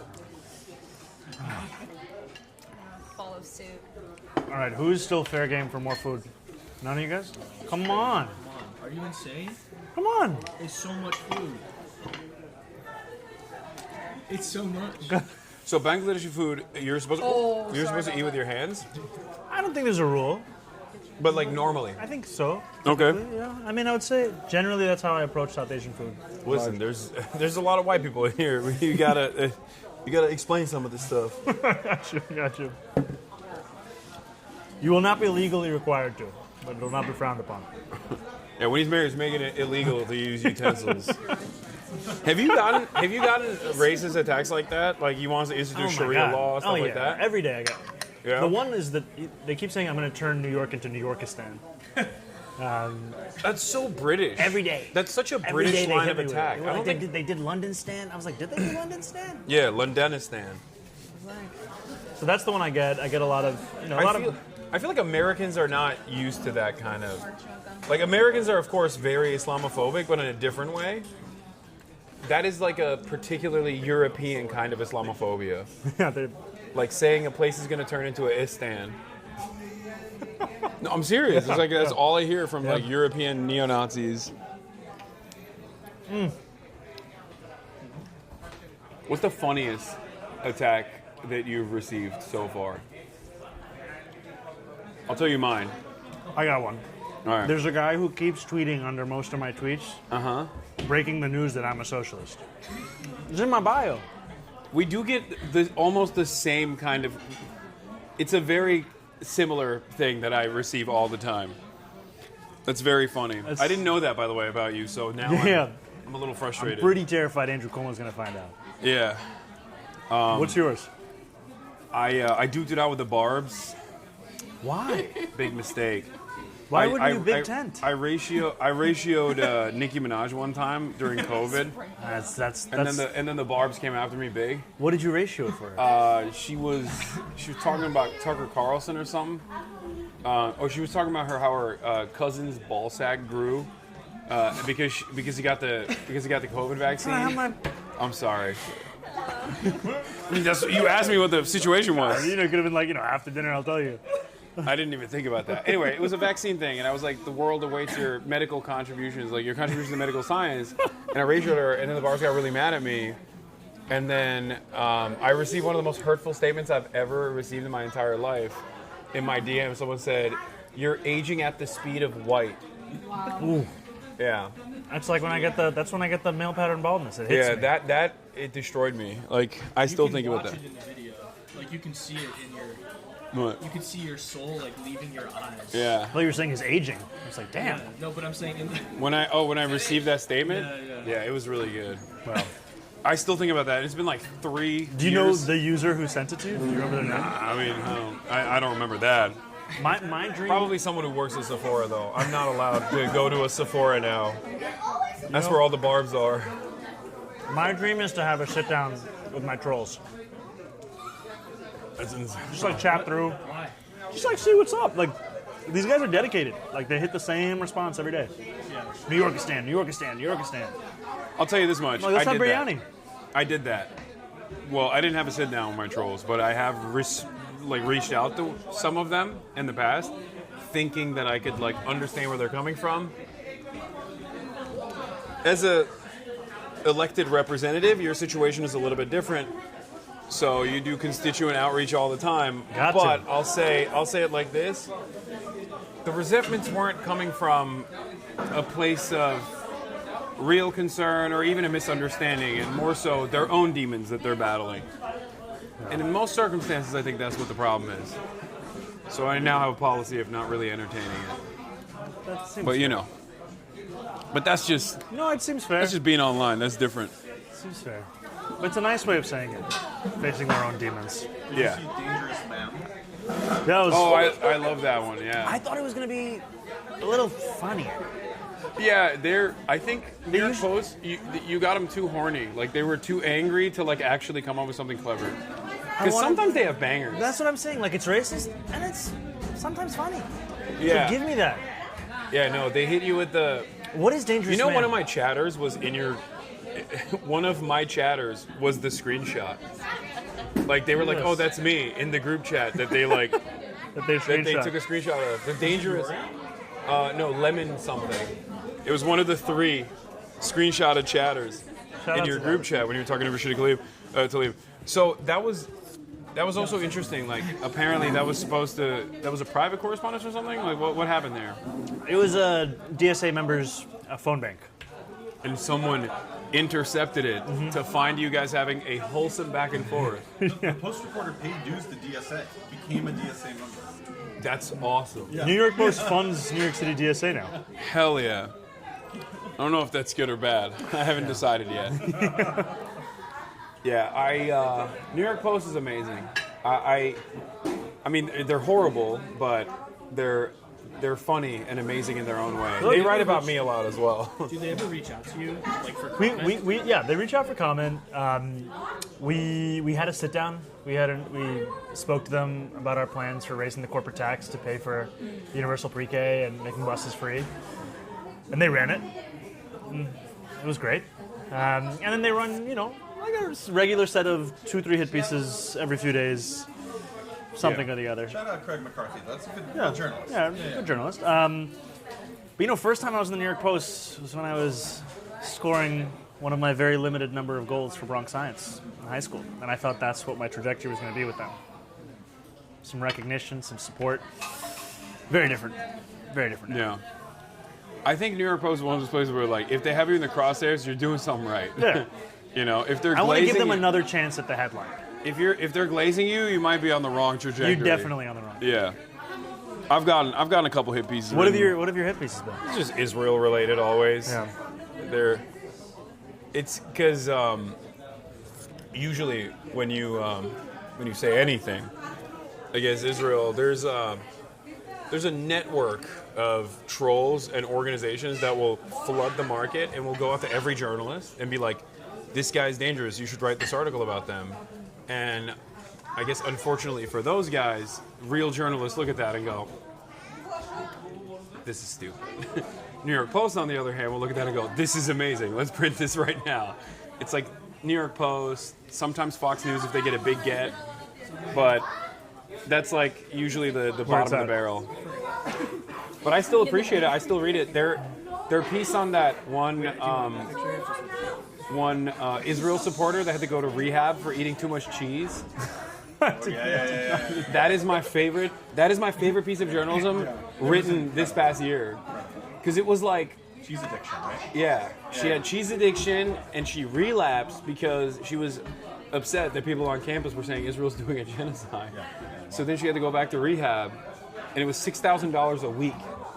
And I love that story because, like, I think the New York Post didn't write that to make fun of her, but it's impossible to read that story and be like, she's the victim here. I think cheese is the victim. Yeah. So they do have some hits every now and then. Yeah. Can you go start breaking that down? I'll be right back. Yeah. Pour up the food. Oh. A little bit more roast. Okay, that chicken you said was really good. No. Gotta keep up with the macros. I ate. What are they saying? So when did you start streaming? I started streaming in 2018, and I was doing full-time at the Young Turks and just like kind of streaming whenever I had a moment. And then I started taking it more seriously all the way in 2019, where it basically became like 2 full-time jobs that I had. Full-time at the Young Turks and then full-time streaming like 6 hours every day. And then 2020 I went full-time streaming, and that's when I got a lot larger. And streaming from the beginning has meant Twitch? Yeah. Okay. Is that the only streaming platform? Well, I mean, you can live stream on YouTube as well, but I sometimes live stream on YouTube as well, but I just do it on Twitch because that's just my primary platform. But Twitch is a live streaming platform. Like, the only thing you can do on there is live stream. Yeah. I feel like such an uncle asking these questions. Yeah. No, I mean, it's normal. It's like Twitch Shout is out not, uncle representation. Yeah, Twitch is, it's not like, it's a very popular platform, but it's not like YouTube, you know what I mean? So, yeah. And do you have a set schedule? Like every day you're streaming this time exactly? Yeah. To this time exactly? 11 a.m. Pacific, 7 days a week. Sometimes I start off at 10 a.m. Pacific, like today and yesterday, but it's 11 a.m. Pacific to 7 p.m. Pacific every day. So it's 8 hours at least every day. Oh, man, working. 7 days a week. Working. You Yeah. don't take a vacation? No, but when I do, like, my job is like a vacation. I mean, this is not a real job, right? So, or it doesn't feel like one. So when I do end up traveling, I will usually figure out a way to stream as well. Like, I have my remote desktop set up everywhere I go, so I can have like a sit-down stream if I want to and cover the news in the same way that I would at my house. And then I have this this rig here as well, which, let me check the battery on this. Last I checked, it was okay, but it might be time. 69%. Have we swapped it yet? Nope. Okay. Yeah, you might need to.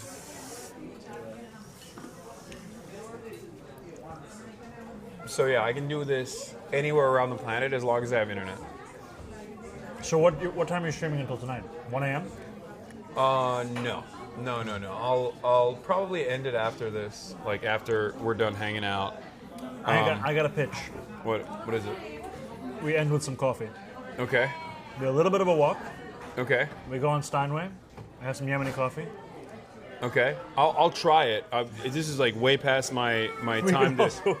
I'm down. I'm down to do that. I'm definitely down to do that. Especially Yemeni coffee for sure.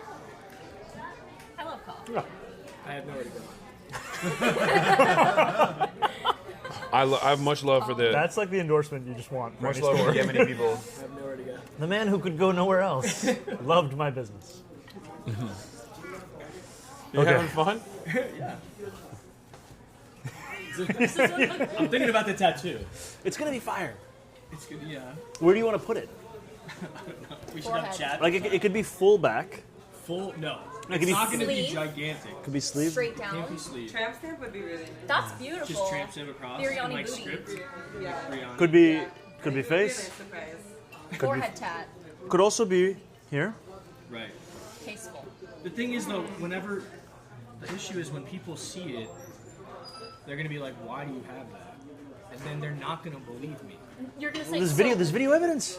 The mayor of New York. No, I'm deleting this VOD after this so that he doesn't have the video evidence. And clowning on him. Get a picture of Zohran tattooed on your body also, so that you can be like, look, it's real. This guy. You should get, you told should get me an to get explanation it. under it that said Zohran said I should get it.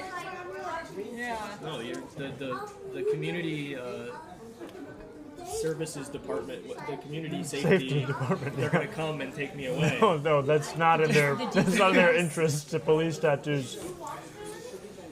Although, like to be serious, the tattoo profiling of crazy immigrants across this country.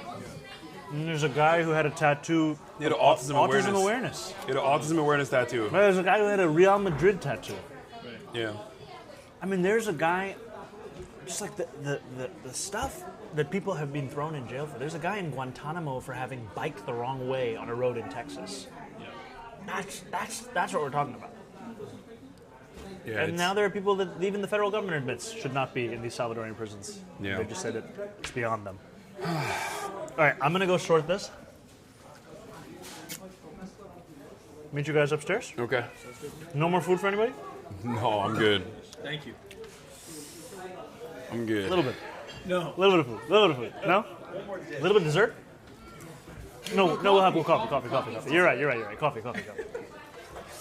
Okay. You want to take the mic off? Yes. Oh, don't give it to me. I got it. I'm not trustworthy with this one. Here we go.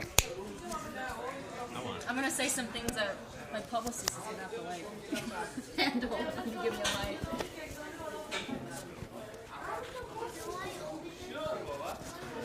Who?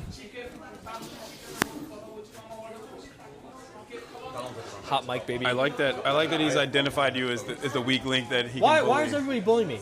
I don't know. You're Zohran bully me. You're such a soft boy. That's what it Actually is. bully me. All you guys bully me all the time. Gee, everybody. Gee, everybody. Oh. Thank you, buddy. No bullying, just biryani. Just biryani. It's because it's just. I don't know. You're so bullyable. But in a loving way, and not in a mean way. It's like he saw the guy. He's like, "That's the guy. I'm gonna fuck with that guy." Yeah. Now you gotta get a biryani tattoo, bro. Sorry. That's crazy. Or you have to say you didn't like the biryani. You have to tell the owner of this establishment To his face. that Like, you hey, did not like his biryani enough. I think you got an amazing thing going on here. The biryani is rated out of 10. It's really good. So you're saying you're giving it a 5? No, it's fire. It's fire. Okay, so you have to get the tattoo then. Maybe. We'll see. I don't think you're gonna get the tattoo. We'll see. We'll see, chat. Okay. Yeah. All right, let's go. Let's go upstairs. Yeah, I'm done. Thank you. What's up, man? Hi, my friend said you're a huge fan of yours. It would be crazy if you find this stupid cat card. Okay, of course. Inside. Am I touching the mayor's jacket? All the uncles. JISAN. Guys, all the uncles are. But there's a meeting of the uncles. That's his. I wish you guys could see this. Do you JISAN. guys need like a professional? I mean, Like, that's my job. I can buy with my communication. There you go.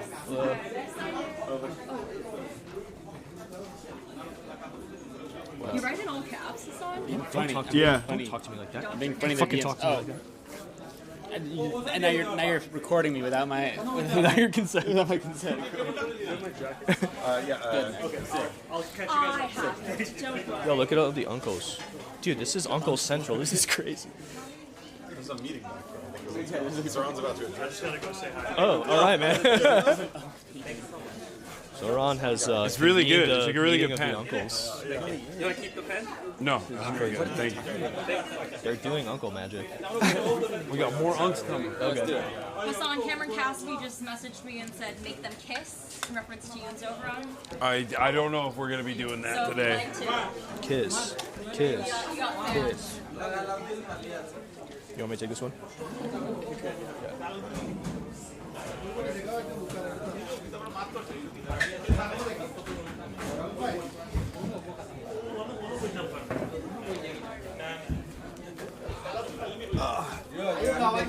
Good?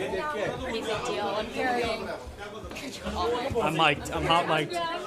Yeah, of course. The mayors. There's so many mayors. 1 second. Chat, you guys can't see this. This place is absolutely. Bye. Bye. Thank you. Thank you. Thank you. Oh shit. Are you surprised? A little. What do you mean we broadcasted this place? You got a fan. What? It's crazy you're in our neighborhood. We live like 5 blocks away. We're like, should we? Gotta tell him. Where is he? There's a lot of uncles downstairs, guys.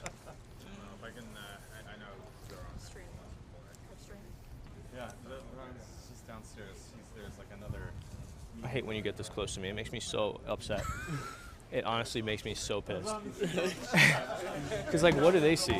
You know? It's awful. Get further away. I don't know if anybody don't like it. It's too close, guys.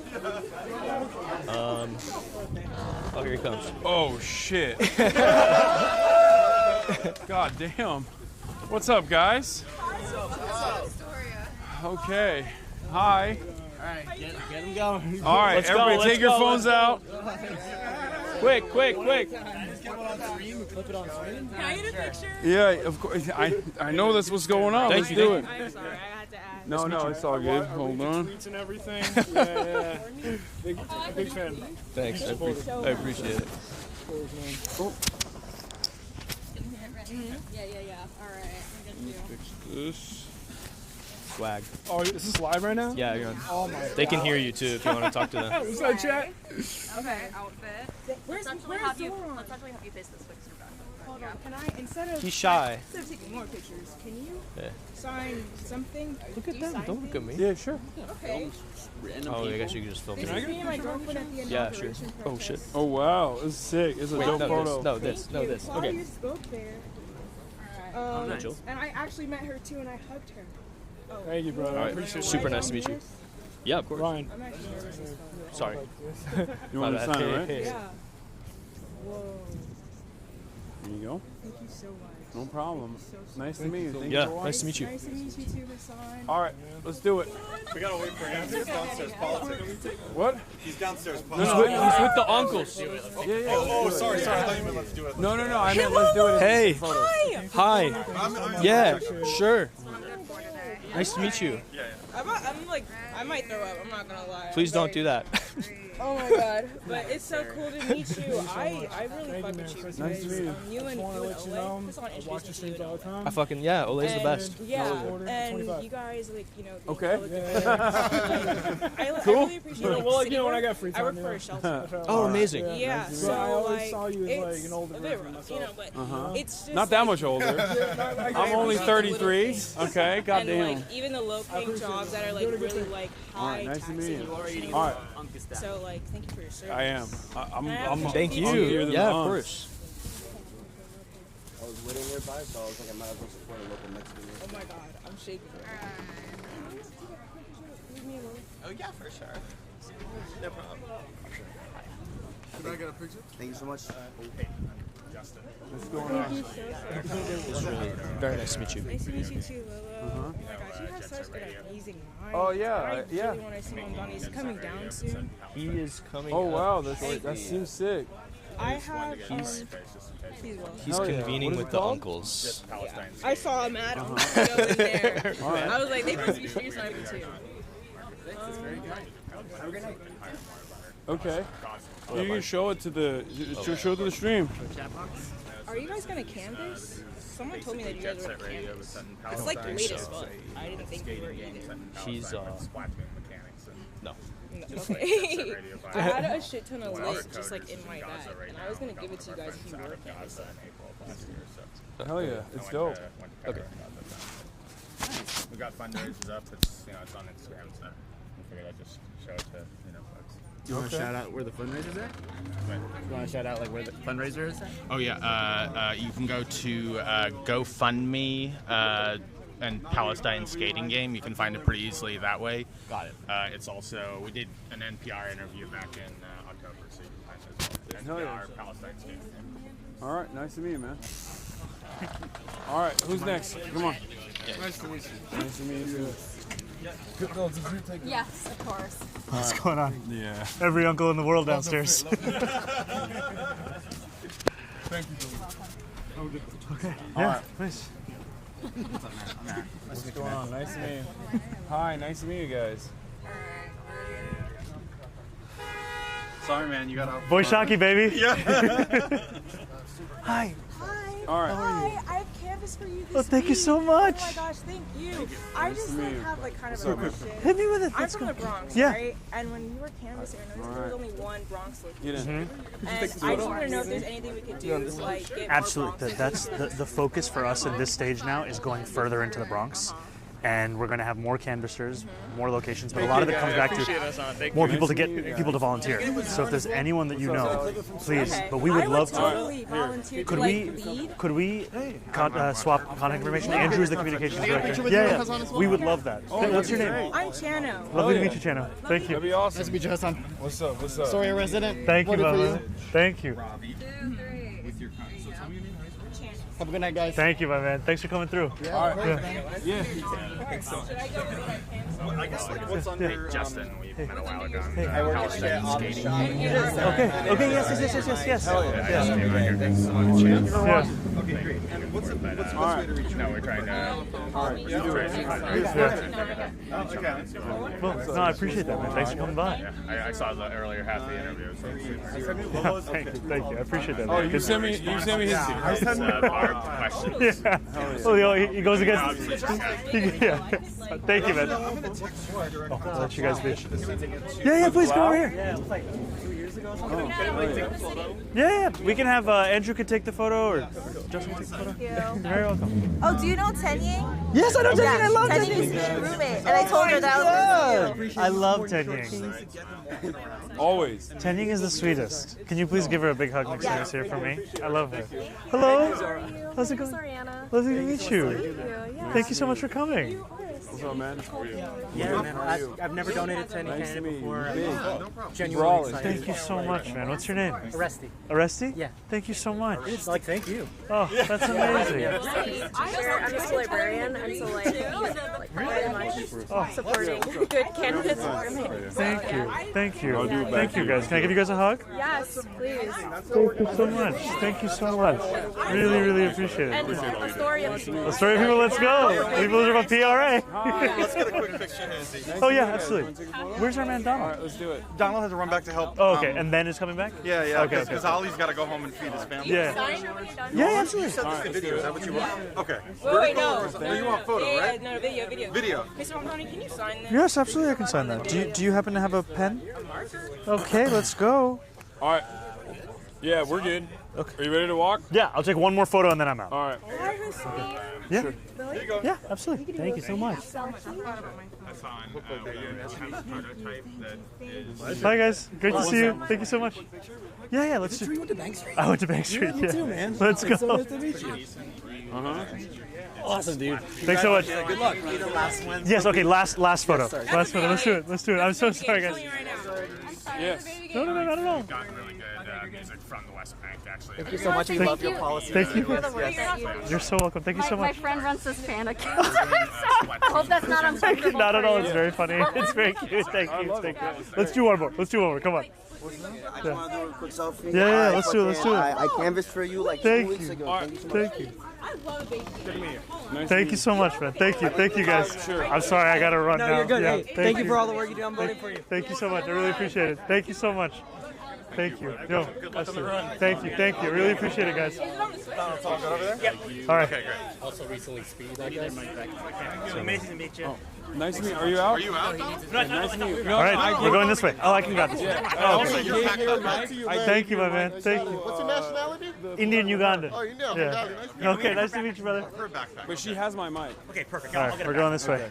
All right. My mom is a big fan. Barb? What's up, man? My mom's a big fan.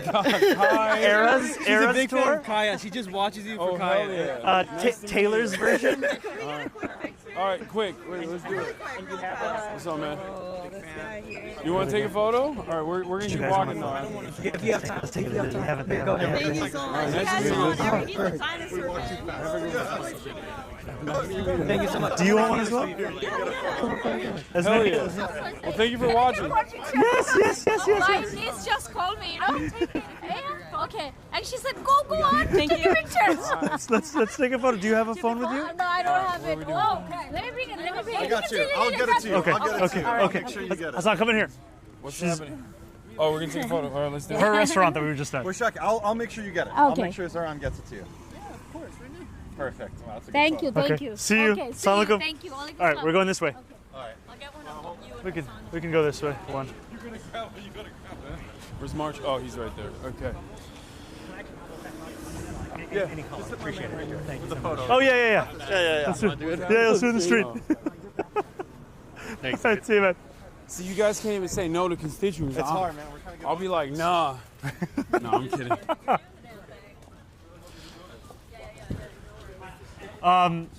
Can you reach out to Elle and Katie? We might have to push.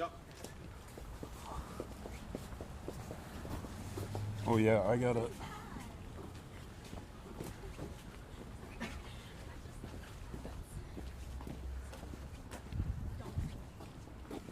Door knocked in this building. That Remember, building? one constituent hit me with the, I got to do my research. This was 5 years ago. I was like, 5 years ago? this was the first run. This is one of those, what is it called, like 5+1s or whatever? It looks like that kind of, that structure. Like new construction. I'm not sure when it was constructed. Give me the light. Oh, yeah. Wait. Sean Paul? You have the backpack, right? But just give. Yeah, okay. Yeah, it's all good. Wait, what happened? He said, "Give me the light." I thought it was a reference to Sean Paul. Oh. That. For what it's worth, Hassan wouldn't have gotten it. I wouldn't have gotten it. No. Not a Sean Paul I don't fan? listen to any music. What do you mean? I don't listen to music. Yeah, you heard that right. At all. It's messed up. I know. I don't have time. I literally only the free moments that I have. You sure you're not very religious? No, that's the one thing. Yeah, that's the one Islamic tradition I follow is not listening to music. Pause for 2 seconds. Stop. And no usury. No usury. No usury. No, I don't even have a credit card. Oh, you don't even. I literally don't have a credit card. So how do you do your credit score? I just don't. He has bad social. I have a house. That's it. I bought a house, so that like gave me credit. Wow, I thought no usury meant you weren't charging interest on anybody. I was like, yeah, that's no, good. I'm not. You Even, shouldn't I'm not be even doing participating that. in the debt. No movie. A voice said no usury whatsoever. Not on my watch. But not for religious reasons. This is all. It's just all. Coincidentally, I also. Yeah, it's like I just find myself. Yeah, I just find myself facing. Quick Sean Paul intermission. I just find myself facing the Kaaba 5 times a day. Clean myself up right beforehand. It's just. I don't know how it happens. It's just what we do. All random. It's just what we. tired of holding that. Please hand it back to me. It's just what. It's just I what also we do. don't wear gold, so yeah, I got it all. Look. No, for Turkish people, I don't know how. I don't know how it is for the rest of the ummah, but for Turkish people, like the one thing they don't do is pork. Oh yeah. They do everything. I feel like that's the general hierarchy yeah. of what's not acceptable. Yeah, and I feel like it's a bit of a cop out. I always think because it's like, okay, you never had pork, so you just don't do it. No, you just don't eat it. I respect it. It's like the last thing. Yeah. And the thing that I love is that if you suggest it, it's like, how could you? It's like, oh my god. To somebody who does everybody else. This is the biggest haram. It's like, dude, I saw you drinking alcohol last week. I respect it. You have this phone, the other phone? Yes, I have the big phone.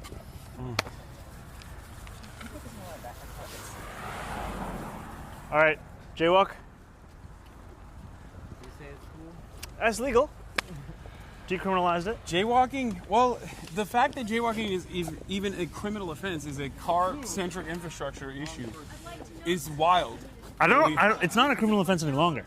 No, I'm saying, but that it once the very was? fact that Yeah. it was even suggested, Yeah.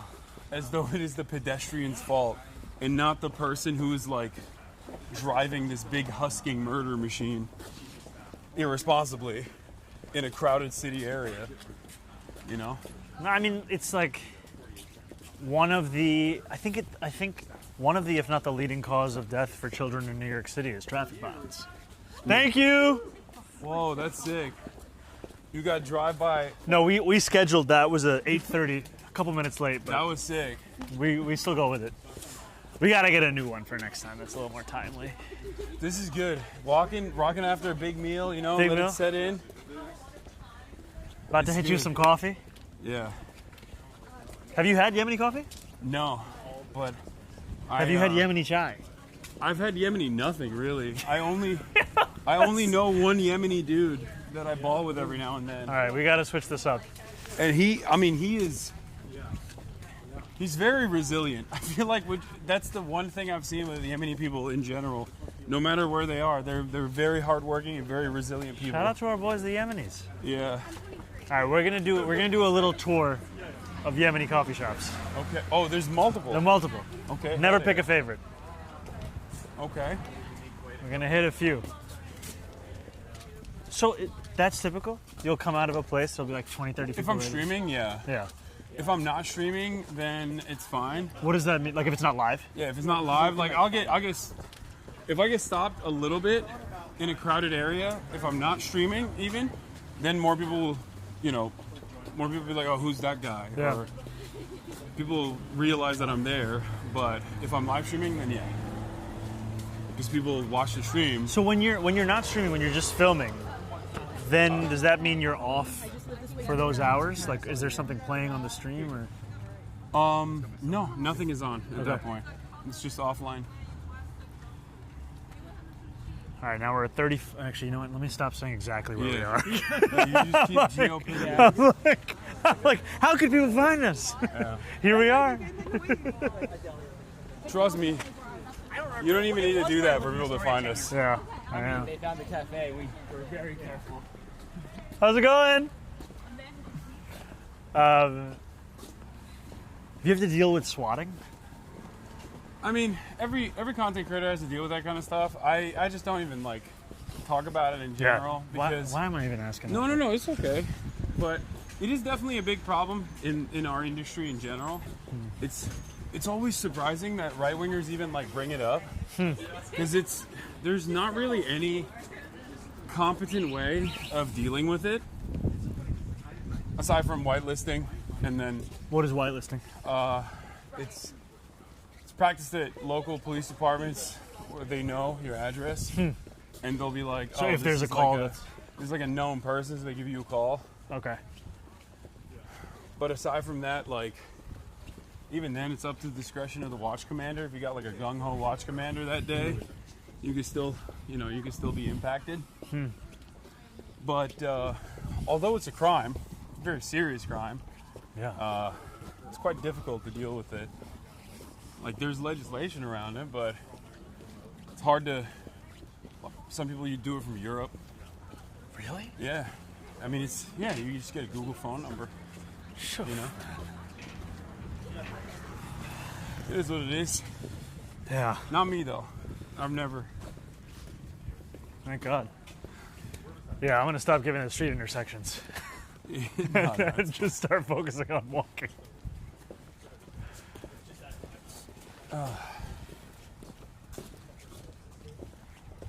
Doing all-terrain work. And how long have all of you guys worked together? Oh, it's just Marge and I work together. Oh, it's just you guys. Oh, my bad. Yeah, I've known Lolo. Lolo's just my friend. Okay. He wanted to. I mean, he was like talking to your people, I think. Yeah. And he lives out here, so I was like, hey, you should tag along. Oh, that's awesome. Dude, this light is sick. March, you've elevated. Yeah. You've elevated our production big time. Respect. I'm the guy. And when did you guys meet? Yeah? Yeah. That's awesome. Marsh was working for another company, and then he got hit with the layoff beam from said company. At the time, I wanted to launch a podcast, and me and my best friend, we did it together. We trusted March. We set it up as a cooperative, and that was, how many years ago was that? Like 3? 3 years now. That's awesome. Yeah. Did you ever do the podcast? Yeah. No, I'm saying like we have a podcast. Okay. He is the co-owner of. Okay. Equal say, equal pay. Let's go. And he also tags along on fun stuff like this because he likes the punishment. All right. Yeah.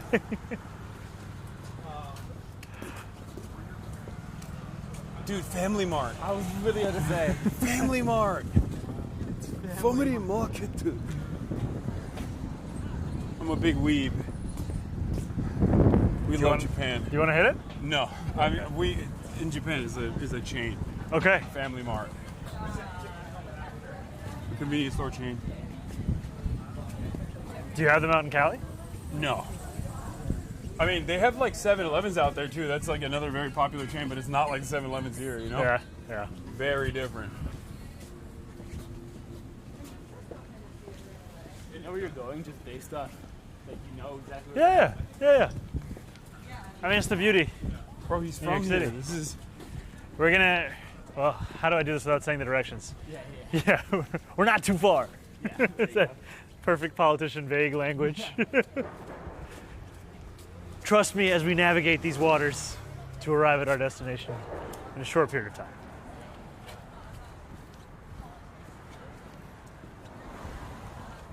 God, this weather is lovely.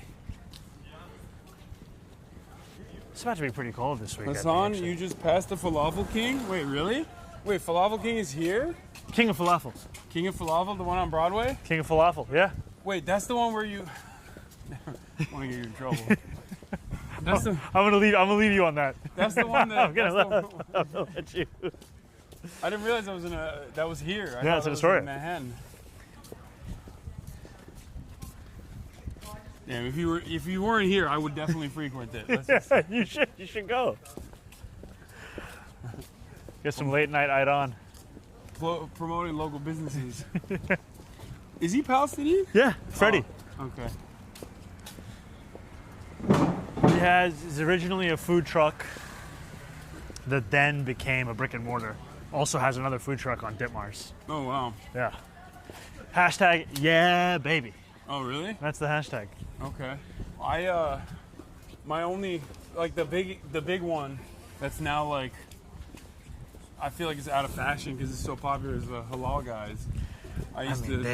They blew up. I used to when I came to New York I used to get the was it 51st? By the Hilton? Yeah, exactly. Yeah, next to the Hilton. There are all these rumors like the Hilton offered them $1 million to leave the intersection and all this stuff. Wait, really? I don't know if it's true. You know, just like uncles always have theories. They have like brick and mortar retail. Oh yeah, stores. They have stores everywhere. They have stores in LA now, in K-Town and shit. Yeah.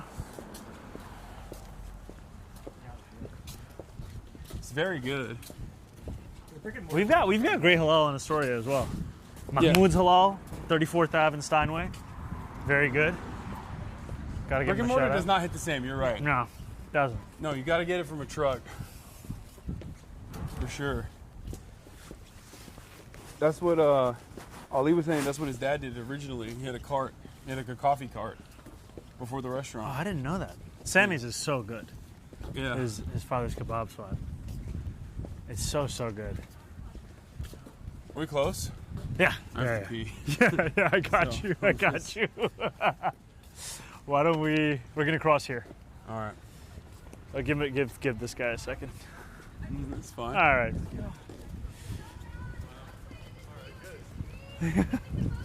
Thank you so much. Oh, yeah. Thank you. That's dope. Yeah, that is so nice.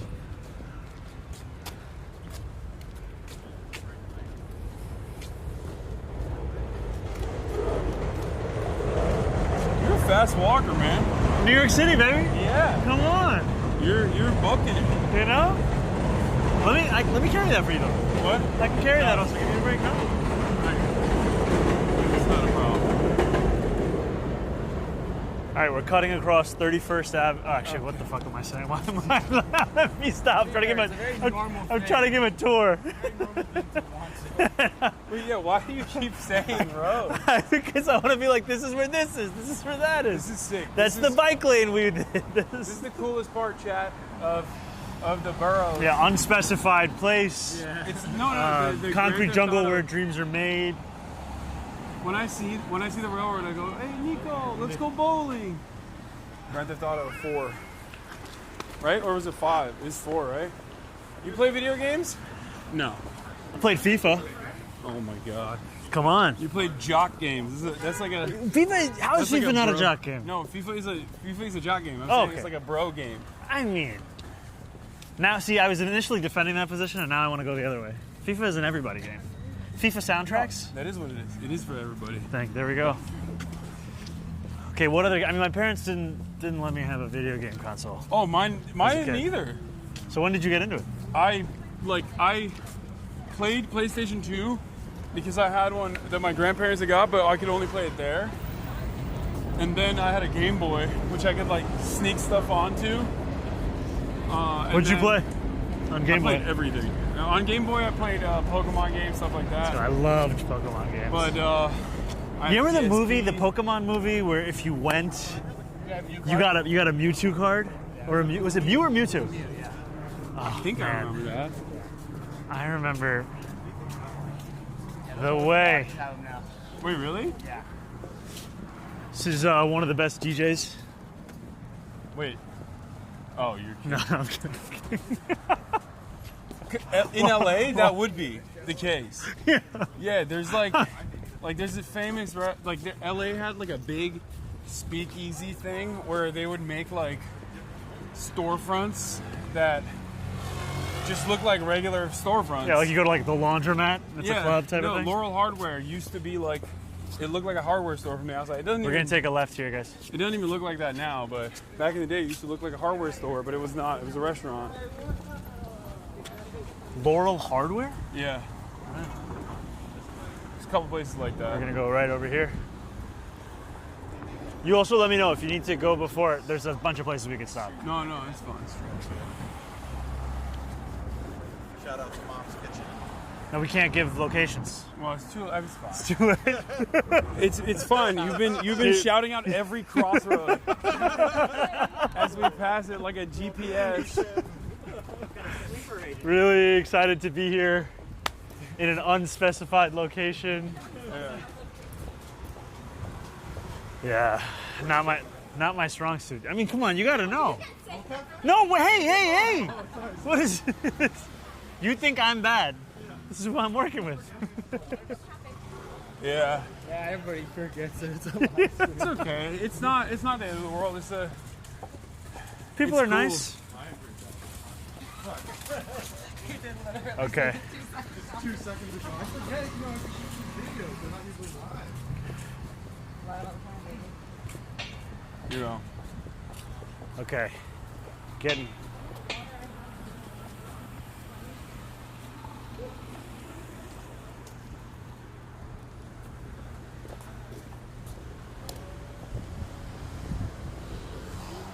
It's taking every ounce of my body not to shout out.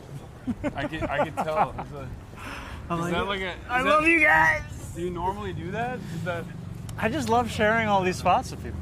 What are the spots here that you like? You can say it. It's fine. Yeah. Okay. Have you ever had burek? Burek? Yeah. Of course. Okay. What am I doing here? Yeah. I'm trying to appropriate your culture. What is? But what kind of burek is it? Jerdan. Well, Jerdan? What is it? Is it Armenian?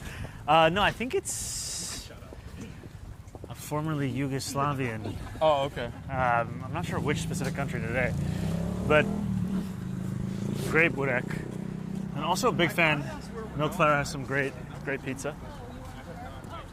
And there's an open street that's on this block that is great. Weekends they'll pedestrianize the block. Oh, really? Kids will come out, That's families. sick. Yeah, it's really nice. It's really great work. It's work that should be funded more by the city, but instead is on the hands of a lot of these incredible volunteers. Yeah, improving foot traffic, especially in a place like New York, is fairly easy. 'Cause Yeah. There's already. This is one of the more walkable cities, right? It's just a question of political will. Yeah. I mean, with congestion pricing, you could pedestrianize much of that zone, and you should. And Yeah. we've actually seen that foot traffic has increased as part of the implementation. Yeah. I mean, Because- Barcelona did it. Like, there's so many viable examples in Europe where, especially the infrastructure is ready for it, and New York is a perfect fit for that. I think Chicago, Philadelphia, Yeah. there are many cities where you could do that. And I think even if you're, we were talking about bus travel before, Bogota moves 40,000 people in an hour on bus rapid transit. I mean, that's what we could be doing here, is that kind of speed to actually deliver people to where they're going. Yeah. But buses, in parts of Manhattan, the average bus speed is like 5.8 miles an hour. Like, we're going at 6 right now. That's crazy. And the average speed overall is about 8. Why are they so slow? A lot of congestion. Also, the city has not built out the bus lanes that's legally required to do so. Eric Adams has just torn it up every time a wealthy donor has said that they don't want a bus lane. Like, in the Bronx, the Botanical Garden called Eric Adams' administration to say they didn't want a Fordham Road busway. And then they just didn't do it. And this is just like the... Why didn't they want it? Because it's so much of this false narrative that if you actually... lane? Yeah, if you build this bus lane, then you're going to reduce the traffic to these institutions, when in fact it moves people faster, and also foot traffic is such a critical part of all of this. No, I just don't understand. Like, this is a very American attitude. It's just anywhere else on the planet, if you were to suggest one additional lane for traffic congestion, they would be like, what are you talking about? And I think in New York City we have a history of being able to move people in public transit. It's just that we haven't had mayors, especially this current one, that wants to do anything about it. I mean, all right, I would say about 2.5 blocks. Okay. All right, so everybody's appetite level for dessert? Dessert, minimal levels, some levels? Hunger? I'll take just a coffee. bite. Just coffee. Okay. I'll take a bite. I'll Okay, just try okay. it a little bit. Come on. Come on. No questions of tattoos with the coffee.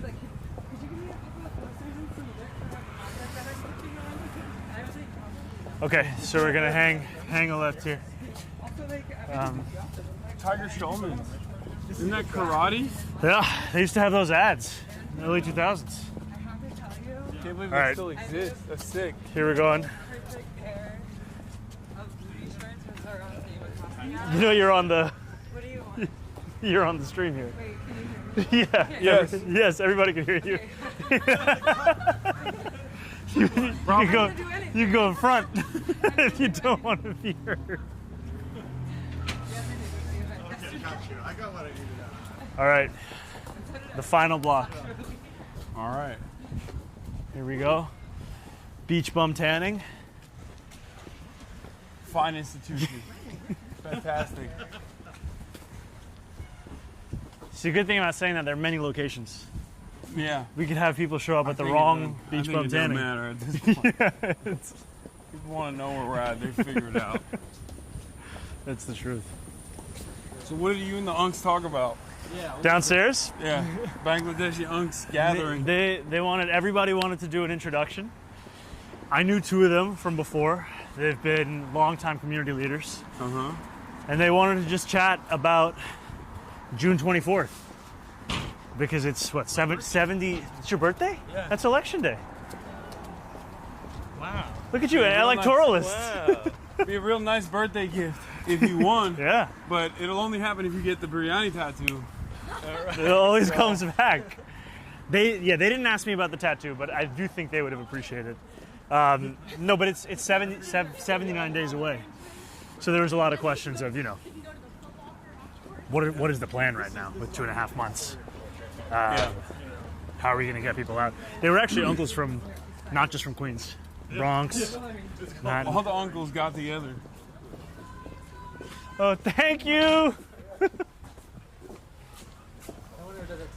Yeah, no. You're a star.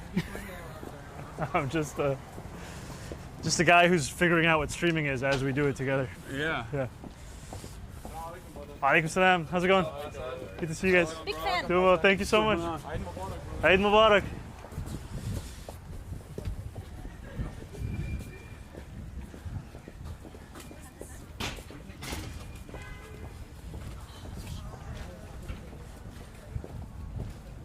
They have a bathroom in this institute. Yes, yes. They actually have 3. That's good. That's crazy. You know the number of the toilets. That's wild. I'm a long-time supporter. Yeah, you go. Hey, assalamu alaikum. You know. Oh, that was a solo shout out. Let's go. You play ping pong? No. All right, come on. Do you? Yeah, but I'm not that good. I'm just good enough to shit talk.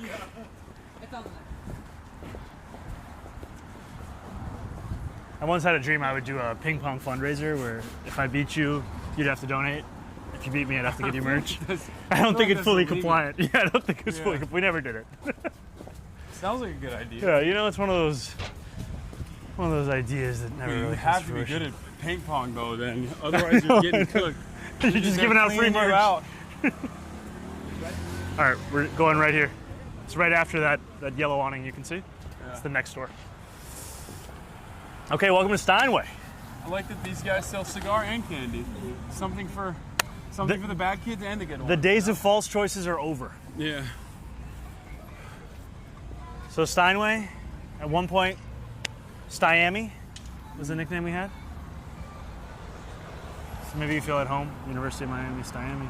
Oh, wait, why? Well, Steinway's always been popping. Does it resemble Miami somehow? Like I think in the level of enjoyment sometimes.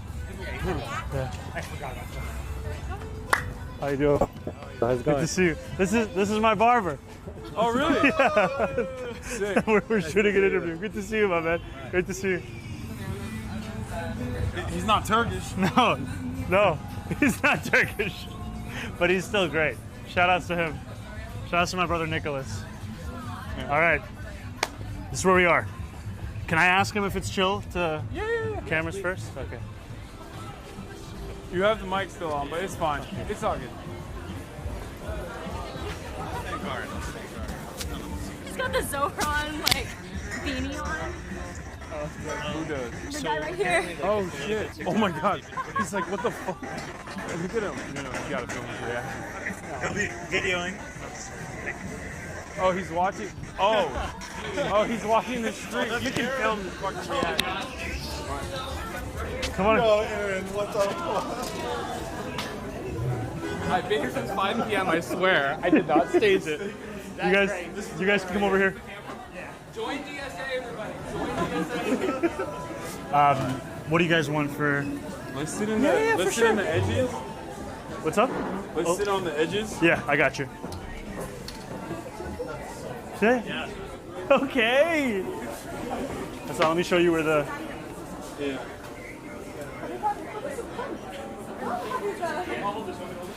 The bathroom is straight to the back. Okay. To the left. I'm just gonna leave my jacket here. Yeah. I'm gonna. Andrew, can you just watch over this? And then I'm gonna grab some chai. Oh really? Yeah, literally. Wow. Hey. Thank you so much. Thank you so much. Assalamu alaikum. Thank you. Hello. Assalamu alaikum. How are you? Could I please have 1 pot of adani chai? And then regular sugar, yeah. And then could I have 1 pot of mufawwat? Yeah. Regular sugar, yeah. Actually, you know what? Let's just do the mufawwat. Yeah, let's do the mufawwat. Thank you so much. Straight down. Straight down and you take a left.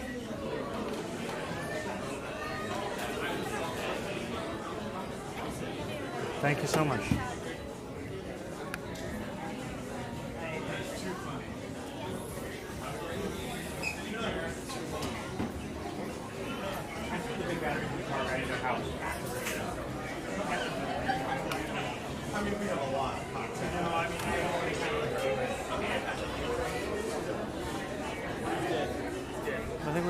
I've just ordered. We'll have some chai, and then I want to take you one more place. You tell me when you guys gotta wrap it up. It's up to him. Yeah. It's up to him. But I've ordered a pot, so we all have to have a little bit. I'll definitely take some coffee. Yeah. You get chai, you get coffee. I got coffee. Want to leave chai for the next place. Is there a press conference tomorrow? You can speak to the camera right now if you want. 30,000 people watching. Hello, chat. Yes. Come on in. Oh, you go. Okay, when did you get this T-shirt? You like it? It's incredible. It's dead stock. I actually went to this. I was probably. Wait, so did you grow up in New York City? I grew up on Long Island. Okay. When did you move in New York City? I've been here for. Strong Island. Strong. Don't say that. Where on Strong Island are you from? Like Huntington. Okay. Middle, Yeah. North Shore. No, Sorry? I just want to say hi. Oh, thanks so much. Man. Good luck in the race, man. Thank you, man. What's your name? Nahian. Nahian? Nice to meet you, man. Thanks so much. Thank you. Hey, walk Islam. I'm your constituent. Thank you so much. Thank you so much, Habib. Thank you so much, Habib. I really appreciate it. Yeah, he's just in the bathroom. We hope for him to be back soon. We hope, but we don't know.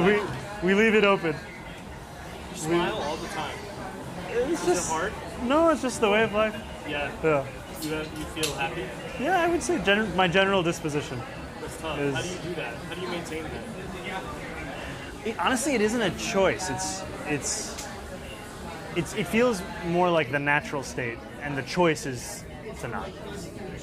I think it would be pretty exhausting to choose, always. But there's a lot of stuff to smile about, a lot of things to fight for, but smiles along the way. Any books that really impacted you? Books that impacted me.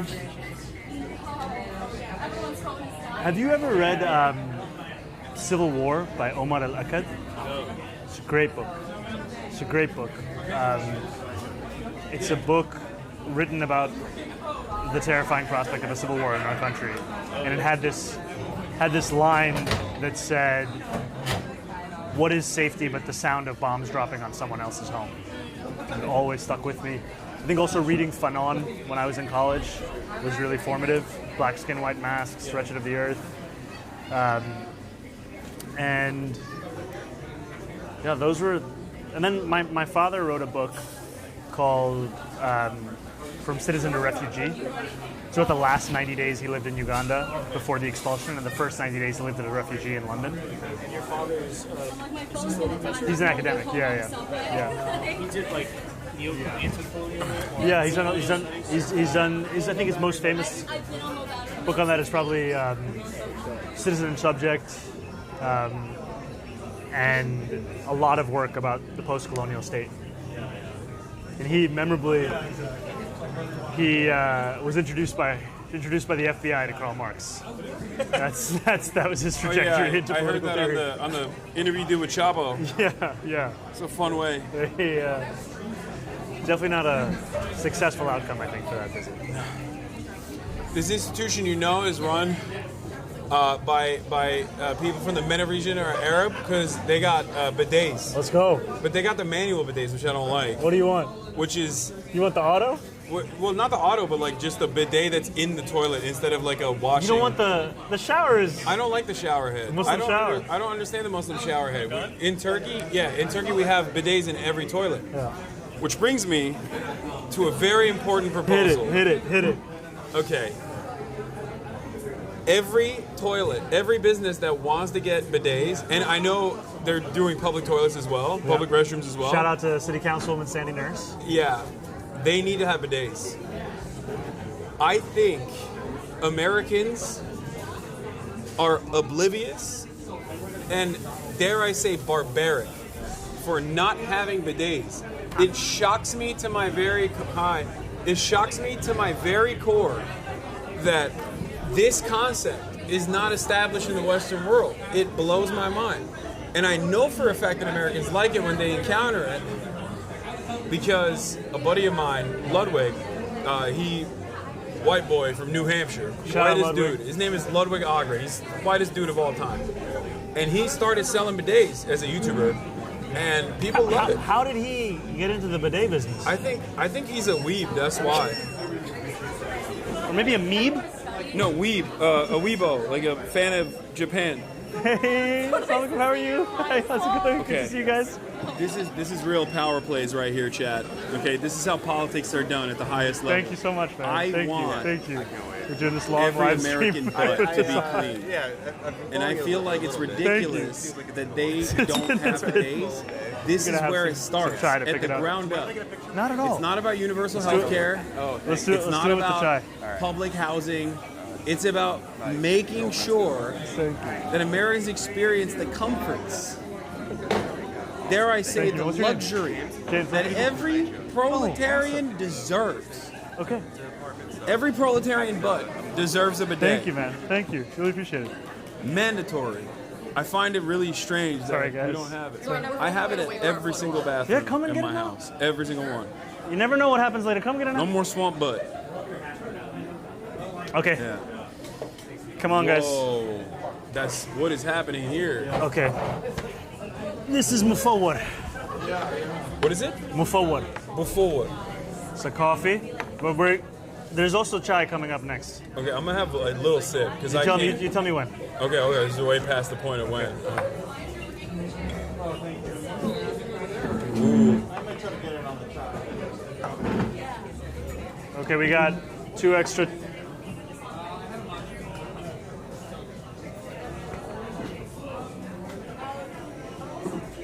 You want to grab 2 more cups? There's a lot of this. Do you want some coffee? Can you remind me of Marge? Marge, you want some coffee? Yeah. We're gonna get more cups as well. Bro, you drink coffee at 9 p.m. You don't fall asleep? Come on. That's why I love coffee, but I feel like if I drank a full cup, I would die. I would not be able to go to sleep at all. Would you like some coffee? We're getting more cups. So there's more than enough for everybody. Thank you so much. Okay, I think we might even need more. One for you. One more? Donald, I think, wants. Yeah, I don't think you can ask. It's a safe assumption. We need one more glass. Yeah, even 2 more. Thank you. Very good. That's really good. Is that cardamom in there? This is not a plug for my failed rap career. Anyway, as I was saying, I think this is a real winner. I think Americans need to entertain the idea of having a clean butt. Look, I think bidets are a great thing. And it's cheap. It's like for $20 you can put one of those like things where you just change the seat up. So would that be Okay. Nothing broke. Okay. All right. And also, it wasn't on camera. That's crazy. That's crazy word. It's crazy. It's like a full We got a couple extra coffees for anybody. Donald, would you mind just taking one of these over there to that table? They might want some. So hold on, let me see if I can nail it. Hit it. This is a great jacket, by the way. Oh, thank you. The aftertaste resembles, it's like a very specific spice in this. It's not just the coffee that tastes this way. There's something in this. There's a cardamom. Oh, is it cardamom? There's a cardamom in this. What's the thing that people put in Persian food? It's like a raisins. No. It's like a spice. It's the most expensive spice. Saffron. Saffron. Is there saffron in this? Let me go check. I'll look at the board. I'm just saying it has like an aftertaste like similar to saffron. Wait, we can just Google it. I don't know why we're. That means this one's like mine, possibly. It's probably not saffron. Sorry, Zohran. I met you once at my friend. Chat. What's the name of the coffee? In Staten Island. Oh, yes. I'm running for office. I'm running for city council. Oh, awesome, and man. I really want to do like some organizing for you out there. Awesome. If there's anyone that I can talk to on your team, Absolutely. Thank you so much. Great to meet you. Have a good night. Great to see you, rather. Good yeah. to see you. Thank you. See you guys. Can you Can you just keep this on you? We Don't should give away the follow up on Yemeni that. secrets. Great to see you guys. Come. The spice is kakule in Turkish. Son, I have to introduce you to one of the best, most dedicated volunteers. Her name's Magdalena. Nice to She's meet a big fan. I was telling Zohran before, I was like, can you say hi to Hasan for me? Of course. You want to take a photo? Yes, please. Can I get one with you and Zohran? Yeah. Sorry, my man. Friendship bracelet. Sorry. I would love that. I would love that. Thank you. All right. Chad, I got a Zohran friendship bracelet. I don't have any pictures with you. Here we go. So might as well. Do you want one? Ready? 3, 2, 1. Oh, thank you. Appreciate it. So there's no other info beyond cardamom and cream. Okay. Maybe it is the cardamom, and I just thought it was saffron. Because of my unrefined palate, it is delicious. Let me give you a little more. What? A little more. No. I'm already downing it. I got Sure? Anybody need? Some more? Okay. No, milk. Yeah, sorry. Yemeni national secrets, yeah. Did you get coffee? I did, it's right here. Are you sure? Okay. Thank you so much. Very well. You're so hospitable. You are such a feeder, bro. I'm really honored to get to tell everyone. You're just great. That's what it is. I've never heard that. Yeah. No, I'm the same way. This guy's a feeder. I'm the same way. I get it. Young feed. Or like I want to make sure that I want to make sure everybody has, you know, what they need. Let me have a little. Give you a little more. How'd you know? Come on. Thank you. Okay, so final warning, just that this is coffee, and then we're gonna have a chai to end it. Did you get any pastries or no? Pastries next spot. Oh, Or you want it now? Sure, we'll go to. It's right here, right? Yeah. Right here. All right. Last Are spot. you lying? No. No. Say it with me. Say it with me. Wallahi. Say it with me. Wallahi. There we go. Okay, now you just gotta say the shahada. I'll say the shahada later. You've never said Before or after the tattoo? Well, I don't know. He's afraid. He's afraid of saying the shahada. He's worried. He's gonna unlock the true potential. It's like limitless. Yeah. Find the light of Islam. I think I've accidentally said shahada. I shouldn't say anything more about this because I'm going to get so many more New Yorkistan comments. Yeah, I always tell my chat to repeat after me, and then I say the shahada, and they do. So I've reverted many. Look at this. Yeah. A little more? There, okay. Ask chatters want to know. Ask him if he prefers trains or buses. Ooh. You've been hitting the bus line a lot. Hitting the bus a lot, but trains are my first love. Shout out to the subways. Yeah. Have you ridden the train? Have I ridden the New York sub? Yes. Yeah. Which lines? I mean, I didn't live here long enough to know the lines. What's your favorite? And your least favorite subway line? Least favorite subway? Least favorite has to be the L. Yeah. Favorite is the AC. Why is the L the least favorite The for you? intersection's down, you're not getting out of Brooklyn. But it's also one of the most reliable. Above 90% reliability. Because the G is never, I guess, I don't know. The L is pretty reliable. Yeah. The L and the 7 are the most reliable trains in the subway system because they have modern signaling. Other trains don't. So I live a lot of other I ones. live in Harlem. Doxed. I'm doxed. I live in Harlem. Let me give the intersection. Yeah. Here we are. I won't say where I live. No, please don't say it. I won't say where I live. But I live in Harlem. I will say it seems like there are major issues with the 1, 2, 3 like that. They're doing construction on it now like all the time. There's a lot. The one is one of the more reliable trains, but it's still like the weekends when so many people actually also want to get on the train. It's just completely hamstrung by all of these regular construction delays. Anybody for a little more? Yes, there we go. See? A real friend. Bro's drinking at 9 p.m. You're not going to bed Your tonight. game comes out tomorrow. Oh, you got to get to work. Wait, you haven't already gotten it ready? I got stuff to do.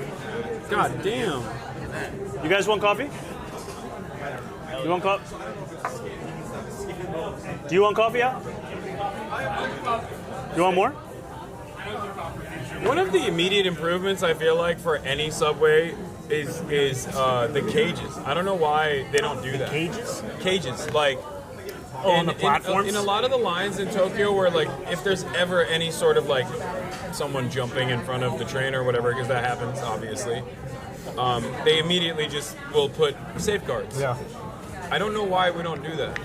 Is it because the trains are different? Like, the card sizes are different or something? I think some of it, there have been some attempts at putting, like, halfway barriers. Like, if you go at Times Square, there's some platforms where you have, like, a partial barrier that's about maybe waist high. They have an event for that. Yeah, but ultimately it's not the same as what you're talking about, which I think is a glass barrier, right? Yeah, well, there's different ways of doing it. You can either have like a above the waist barrier with like a gate that opens up, or you can have like a full gate that is completely enclosed, and when the train comes, the only part that opens up is basically the doors of the train. Yeah.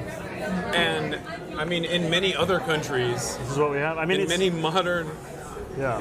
modernized nations, they have it. Hi. Yeah. Thank you, my man. I appreciate it. I feel like that would immediately address a major issue that people have, especially because, from what I understand, I look at the stats. It's a weird one to even say out loud, but like, the murder per commuter rate is actually fairly low. Even in New York. Yeah, the rate of violent crime. Yeah, the rate of violent crime in the New York subway system is not as high as people think it is. There's definitely hysteria surrounding it, but because of the type of crime, it's very visible and you know, it's understandable when people go, what the hell is this? People feel quite anxious. Yeah. And I feel like approaching that anxiety in a way where it's like a very easy solution. No, like instead of doing overtime pay for cops, you could literally build those barriers, and that's a job. You know? No, I think it's something that there was an initial feasibility study that came out with an incredibly high cost estimate. But I think that's also part of the problem where. Wait, for the barriers? For the barriers, and I think that's part of the problem for the MTA is that Cuomo cut their internal capacity to build and to design. Oh, and so it's all consultant based. So much of it is consultant reliant. Everything is public-private partnership. Yeah. Everything. I mean, there has to be. We have to actually develop the ability to build things without having to rely on external consultants. What do you think about, like, in Paris, where they've done some of these policies, like right of first refusal, like giving the cities the opportunity to buy buildings back when they're getting sold, you know, like entire buildings? No, I mean, that's fascinating. I mean, I think there has to be a much more muscular role that the city plays in making sure people live in habitable conditions. Right. And a lot of that also has to do with what we were talking about earlier, where if you have a landlord that's repeatedly violated the law and refused to pay fines and refused to make fixes, then the city has the ability to reclaim that building. And I also think that there's also an incredible amount of publicly owned land that you could construct fully affordable housing on. That instead, we just either let sit vacant or put it to far less productive uses. And I think, you know, even when we're thinking about the subway, a lot of the cost of subway is underground construction, but there are also potential subway extensions that would be above ground, far more feasible, because ultimately this is a system that we haven't really had a massive expansion of in decades. I mean, the Second Avenue subway is the last one, and because of Andrew Cuomo, it was so expensive. Isn't part of the problem that there is this dynamic where the MTA, like some of the money or a lot of the money at the MTA is controlled by like this board? Is this true? I would say more of the dynamic is the MTA is a state authority. Yeah. When Andrew Cuomo was the governor of New York, he tried to pretend that it was actually a city responsibility. He would pretend that it had nothing to do with him, and he tried to use New Yorkers' association of the subway with the city to say that, in fact, it was de Blasio's responsibility. And whatever critiques you want to make of de Blasio, he did not run the MTA. That was Andrew Cuomo's responsibility, and what Andrew Cuomo did was systematically underfunded, stealing hundreds of millions of dollars. 1 year, he took money from the MTA's budget and sent it to upstate ski resorts that had a bad winter. That's how he spent money, and then it came to a height in 2017, which was called the Summer of Hell, where you had just an immense amount of disruption that took place across the system with some of these memorable images, like an F train stuck in the tunnel for 30 minutes, pulling into the station, fog in the windows, people, you know, desperate to get out. And that was a natural result of Andrew Cuomo's mismanagement of the MTA. And that's what's so frustrating is, like, I love public transit, and I also think we are so far from world-class public transit in our city because we have allowed a politics of patronage and consulting and incompetence to mix together to force people to celebrate what they know could actually be better. Any sort of competent social program creates a sense of pride in the public, even if it's being underfunded consistently. Like the example I always think of is nationalized health system, the nationalized healthcare in the UK. Regardless of the many issues that it has, due to the underfunding and the systematic state of disrepair that it's turned into by politicians who want to inevitably privatize pieces of it, so they're implementing austerity in the short term. People still have a pride in their NHS. They still love it. I think they even have like an NHS day or something. And I feel like if given the opportunity, like New Yorkers would probably be very proud of their subway system, you know. But as it stands currently, it's just the images that they think of are like how difficult it is and how. I mean, it could be so much more. And I think what's frustrating is that it's all quite obvious, right? We could have New Yorkers be and feel safe on our subways by implementing these evidence-proven strategies that would actually counter the feeling of vacancy that's endemic in this system, where you have commercial units that are now vacant, you have senses that there's nobody out there looking out for you on the platform or in the middle of the station, and a lot of it is just there's been like a reverse New York exceptionalism that we've seen a lot of people trot out, where it's like, oh, the stuff that's worked elsewhere, we could never do it here. I remember at the height of COVID, Cuomo was saying that because that's American. That's the most American attitude in general, I think. Yeah, I mean, I feel like we've definitely taken the cake here. I want to take you guys for the final stop. All right. I'm going to just finish up this coffee for everybody.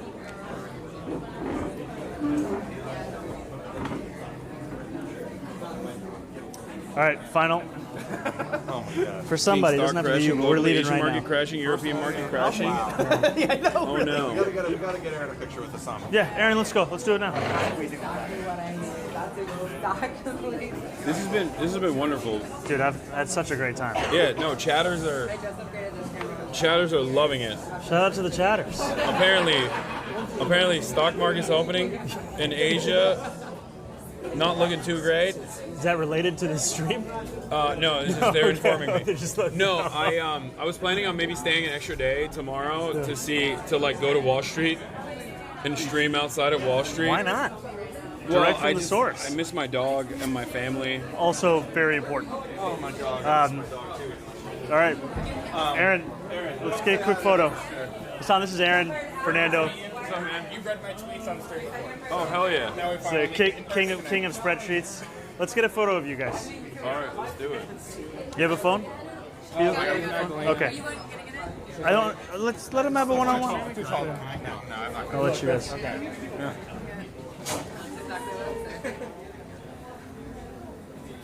Are you gonna get it now? If you want me in it, I'm happy to get it in. Seb is texting you right now. Seb is mad. Okay. Thank you so much. Come. Yeah. Come. Thank you, Hasan. It's so nice to meet you. Hi, Thank you nice for to meet you everything as that well. you stand Come on in. for. Of course. Do you guys want to get in the middle? Yes, sure. Yeah. Please come in the middle. Can someone take Yeah, Andrew can take that photo, and I'll stand behind you guys here. Are we on the stream? Yes, you're on the stream. Oh, that's so fun. I think you're on the stream. I'm not sure. All right. Thank you. Thank you, guys. Great to see you. Assalamu alaikum. All right, we're heading out this way. Yeah, for sure. Okay, Yeah, let's take a photo. Oh, my girlfriend's coming. Yeah. Thank you so much.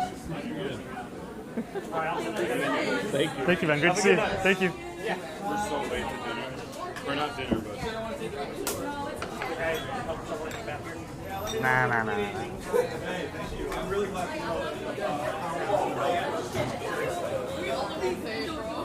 Thank you so much, Habibi. Thank you. It was great. Thank you. Bye, guys. See you. Inshallah. Bye.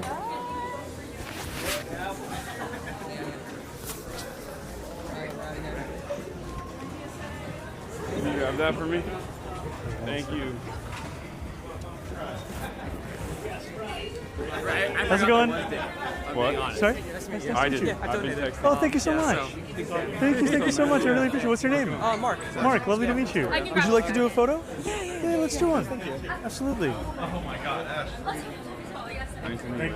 I appreciate it. My job. Thank you so much. You're so welcome. Thank you. Oh. Uh-oh. All right, we're going this way. All right, we're going to the next stop. All right, quick, take your phones out. One last week did well, but whatever. Thank you so much. That means yeah, of course. Thank you so much. Thank you so much. Nice Sorry to meet you. Nice to meet you as well. How are you?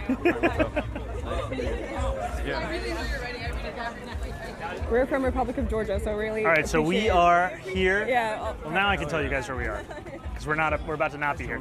Mocha and Co. One of the best joints here on Steinway. Make sure to check them out. They have a number of different locations. We just had some before Wood. We're about to hit another Yemeni coffee shop. You want to take a photo? So we're gonna finalize this day. It was maybe too soon. I feel like we're probably gonna leave in like 5 minutes.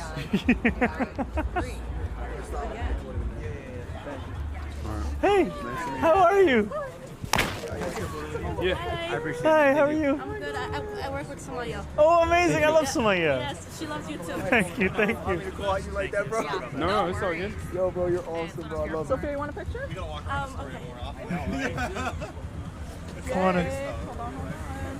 Can we take one serious one? Just no photos. All right, Thank you so much. We're working on it. Thank Thank you so much. Nice to meet you, man. Nice Thank to you meet so you. much for running. You're so welcome. What's your name? My name's Evan. My name's Evan Lambert, actually. I don't know if you know this, but my dad's Michael Lambert. I don't know if you know the name. He worked under Scott Stringer. Yes. Yeah, I know. So me and him have been going back and forth on like who should be mayor. Okay. Right now. You're parking this I'm trying to get him on your side, but look, there's room for everybody. I I appreciate you. Thank you so much. No problem, man. Can I get a picture? Absolutely, you get a photo. I have to. Okay. You want me to take it? Yes. Maybe it's not our parking dispute. Either way. Hell yeah. Yeah, 60 hours. Never said like this. Yep. There you go. Hell Thank you yeah. so much, man. Thank you. So rank this guy number one. Let's go. All right, we got to keep walking. Rank Zohran number one. Thanks. No Kwame. No What? Kwame. Yeah. Quick. So you guys want to take photos too? Okay. All right, last one. We gotta get the. All right, quick. Well, should somebody go get him? Should I get him? All right. Have a good one, man. Nice to meet you guys. Here we go. All right. I think there's somebody up front who wants you to sign their shirt. What? Oh no, I did already. How's it going? Is it another person? Oh, then I think No, you're I set. already You're signed set. That's my old merch. All right, final stop coming up. All right, this is where we get the pastries, you said? That's where we get the pastries. All right. And the coffee. And the chai. Sorry, we already had the coffee. How are you? Assalamu alaikum habibi. How are you? Good to see you. كل شيء تمام. شوفك بعدين.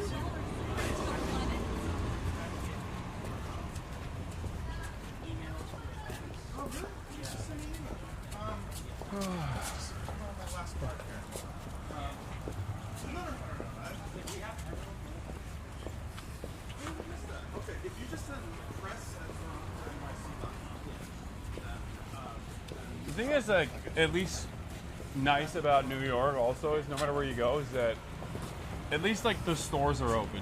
Yeah. You know what I mean? And not even because of not even like even at 9 p.m. but in general, I feel like there's so many parts of even LA.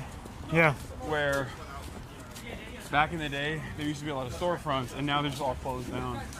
Yeah, I think People are especially still working. And I think it's partially because there's foot traffic. Yeah. I mean, you should come back to Steinway during Ramadan. Oh yeah. It so is. This is like a very Muslim. Yeah, this is one of the hearts, dance. I would say, of Muslim New York City. Okay. Especially starting from here, 28th Avenue, going north to 25th. Yeah. On Steinway. One of the names for where we are is Little Egypt. Oh. And it's just a beautiful beating heart of the community.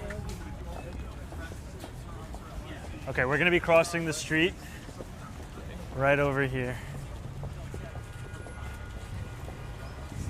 This is the home of double parking in New York City. Shout out to my boys. That's crazy. Here we are, going across here.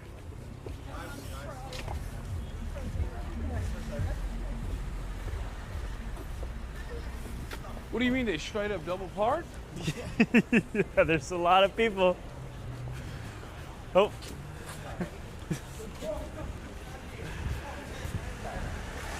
right. Got the hookah lounges. Hookah lounges. That's what I didn't feel like it was the Muslim beating heart of New York before I see a couple hookah lounges, you know? All right, now we're coming in here. But once we cross the boundary, it makes sense. We're coming in here. Is it okay, or do you want I to think so, yeah, I think we'll go in the back. Oh my God. Okay, bro. They have Knife. Assalamu alaikum, boss. Knife pistachio My name is Zohran, friend of Yusuf. We were just going to shoot something in the back to let people know about Mo Cafe. Yo, that looks. Bro, the technology is out of control. Thank you so much. Appreciate it. The Knife tech is. Oh, Oreo cream cookie. Okay. This is indecent. It's indecent. This is indecent. S'more brownie. How's it going, guys? We were Where does sit over Zohran there go? just shooting a quick video interview. All right, thank you so much. What? It's okay, they didn't pick it up. In the back. What's up?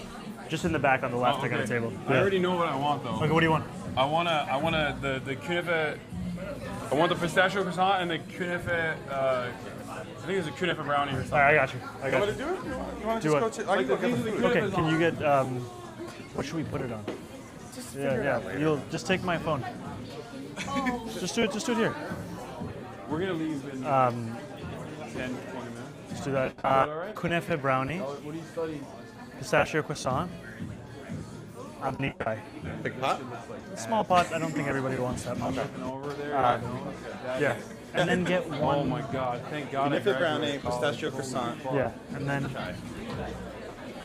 What's up? Oh, I'm a content creator. I'm a political Put- commentator. We're hanging out with Zohran. He's running for mayor. To this one? Y'all know who that is? Yep. This? Zohran. No, this one. All right, got it. Yep. This one. And I thought. Yelled at who? Do those. And then small and then you try. Yeah. That's Thank him. you. Yeah. He's dope. Yeah. So you saw that? Yeah. This guy saw you yelling at Tom Homan. He didn't know who you were, but he was like, "Oh, that's the guy that yelled at Tom Homan." Thank you, my man. Yeah, he did. Come on in. Yeah. That's why I asked if you live, because you look brolic in that. Trying to channel my inner Hasan. What's up? So I was trying to channel my inner Hasan. No. Oh, yeah, so now we're going to have the final chai of the night. There's more chai? There's a little more chai. We just had coffee. Well, we had How do coffee. you deal That with all wasn't. the caffeine? You got it. All right, I'm not going to tell you what the password is on live stream. But Yeah. So just a little chai. How's it going, brother? How you doing? What's happening? We're streaming. They're studying for. I mean, I don't know. Are you studying? Oh, you're also. Oh, sorry. Okay, so We're gonna be out of your hair in we'll be like out of here 10, very, very 20 soon. minutes. Is that okay? Choice, right? Oh no, we can go to a different somewhere table. else. Yeah. You guys can get your board. Yeah. We'll We can go somewhere else. yeah. Let's figure out. All good. Well, he wants to study. Could we? Maybe we could sit. We could sit here. We could maybe sit here. No, it's just me. It's I'm on Twitch. Maybe we could. One of the guys is in there. He wants some private time to study. Maybe we could sit here. Yeah, sure. Could this work? Yeah, you'll handle. Everybody's Okay, perfect. studying, huh? Would that be possible? Thanks. I'm interviewing Zohran. Oh, okay. Oh no, we're good. We're over there. Thank you. Yeah. We're good. Yeah, we're just hanging out. Yeah. My man was studying for his boards. I respect it. You know? I respect that. He's a great guy. You sure? Named All Yusuf. This is his cafe. Yeah. They have a lot of great locations.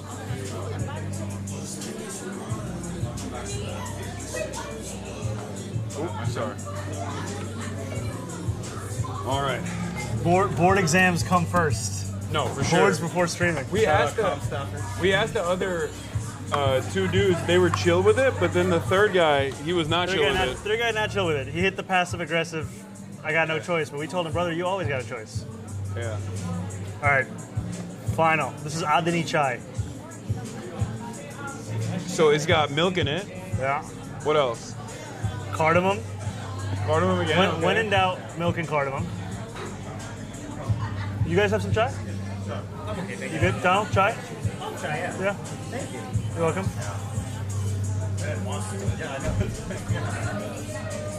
Chai? Yeah, let's go. The TikTok did a number with the who's this? Oh my gosh. This is Andrew. I think this is just like an independent. He is. I talked to him. Yeah. He says he's interviewed you before. Oh He's a yes, stringer yes, for yes, local- yes, he's yes, not- yes. Yeah. Okay. I told him he couldn't come. It looks very suspicious. very military. Yeah, we'll figure it out. Okay. I did not know what we were talking about.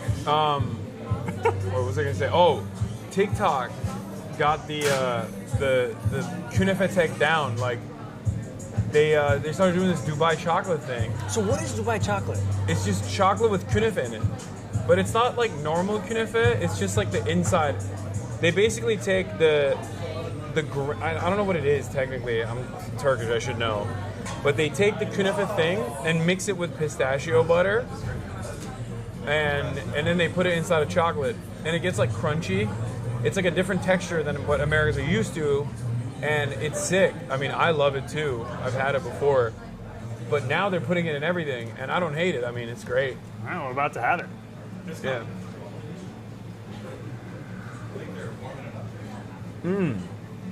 This is also delicious. between Adani chai and Mufawwar, what's your favorite? I think I like the chai more, and I'm a coffee guy. Sorry, you can go ahead. Sorry. Sorry, boss. All right, here we go. Thank you, sir. Oh, that's a brownie? Here you go. And then what's that one? Pistachio.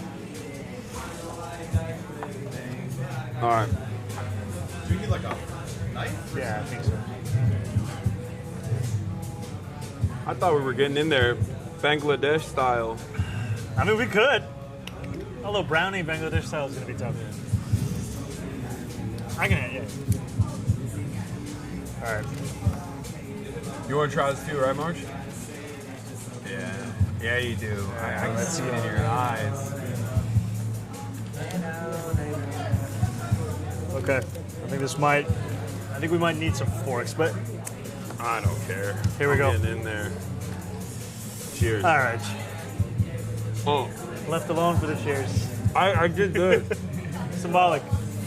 Oh. That's pretty good. Thank you, Yusuf. Oh, yeah.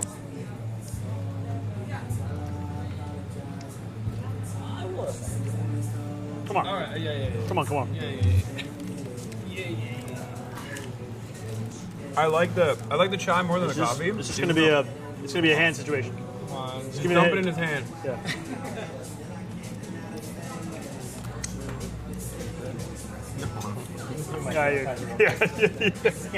You're doing your hand sanitizer. And this is the pistachio. Pistachio croissant. All right, I'll go in for it. Thank you so much. Very welcome. Oh. Oh, that's bomb. Right? Yeah, no, it's very good. Come on.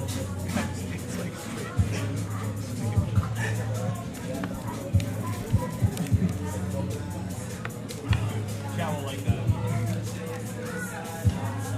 That one's really good. Oh my god.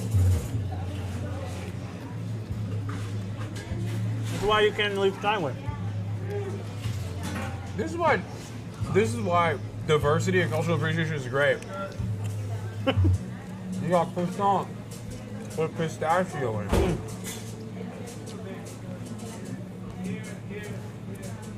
It loops back around when you think about it. Croissant, I think, initially invented because of the Ottoman conquest. Really? In Europe. Yeah. All the crescent-shaped pastries, I'm fairly certain, come from that. Wow, I did not know that. I know for a fact that the other cookie, like the crescent-shaped cookies that they have, I think in like Austria and stuff, like that directly is Ottoman conquest. And I think croissant as well. But it's not like, I mean, it's not Ottoman. What you're saying is that's us? You're taking that? I'm saying that it's like, it looped back around with the croissant, with the pistachio in it. I'm going to look it up. Hold on. No, yeah, of course. That's really funny. Come on. I've had so much. Why are you doing this, man? I'm trying to share this. I'm trying to redistribute the wealth of this brownie. It's crazy how it's so giant. Come on. No, Did you have some of this? This one is, come on. Okay. Very nice and light. This, I think you should just pull it apart with your hands. Yeah, it's... oh my god, I love this song. The claim is, yeah, it was initially baked in Vienna to celebrate the victory over the Turks, because the Turks were stopped at the gates of Vienna. Okay, all right. But they say that the story itself was invented later. It's like, so it might be made up. Sorry. Yes, they're filming. Have a nice day. Thank you so much. Same to you. Thank you.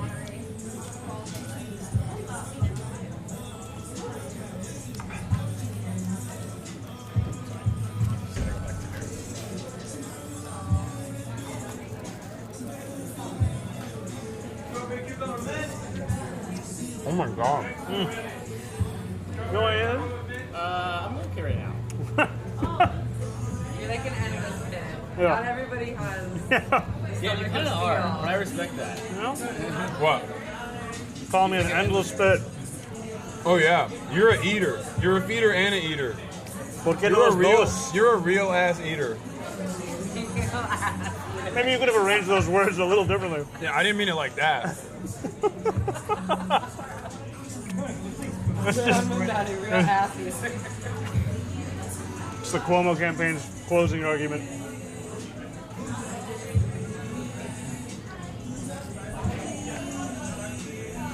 I'm reading extensive history about croissants. About how, because like the original claim I've heard a million times. No, I'm good. I can't have one more. You good, Donald? Oh, I'm good. You're set? How about that guy over there? You want what's up? Yeah. You want to grab a? Yeah. Wow. I think the Kniffel brownie was a little bit too heavy. The croissant was fire. Yeah. Thank you. Look at that. Oh, wait a sec. I guess you will have just a bit.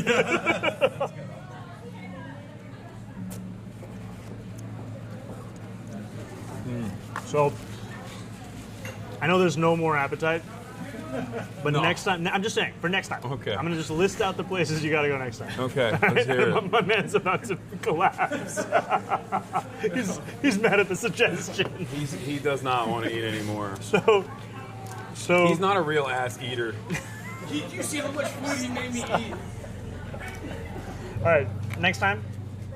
I'm an eater. Seafood abukir. Okay. Oh, I don't eat any seafood. That's the one thing I don't eat. Why don't you eat seafood? I just don't. I don't know.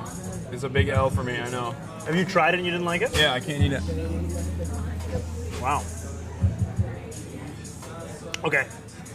El Sham, incredible pastries. I think one of the best knafas in the city of New York. Duzan. I think Duzan. Duzan's incredible. And then there's another Yemeni coffee shop we just got called Haraz. So, still got a lot to check out. Sorry. Oh, yeah.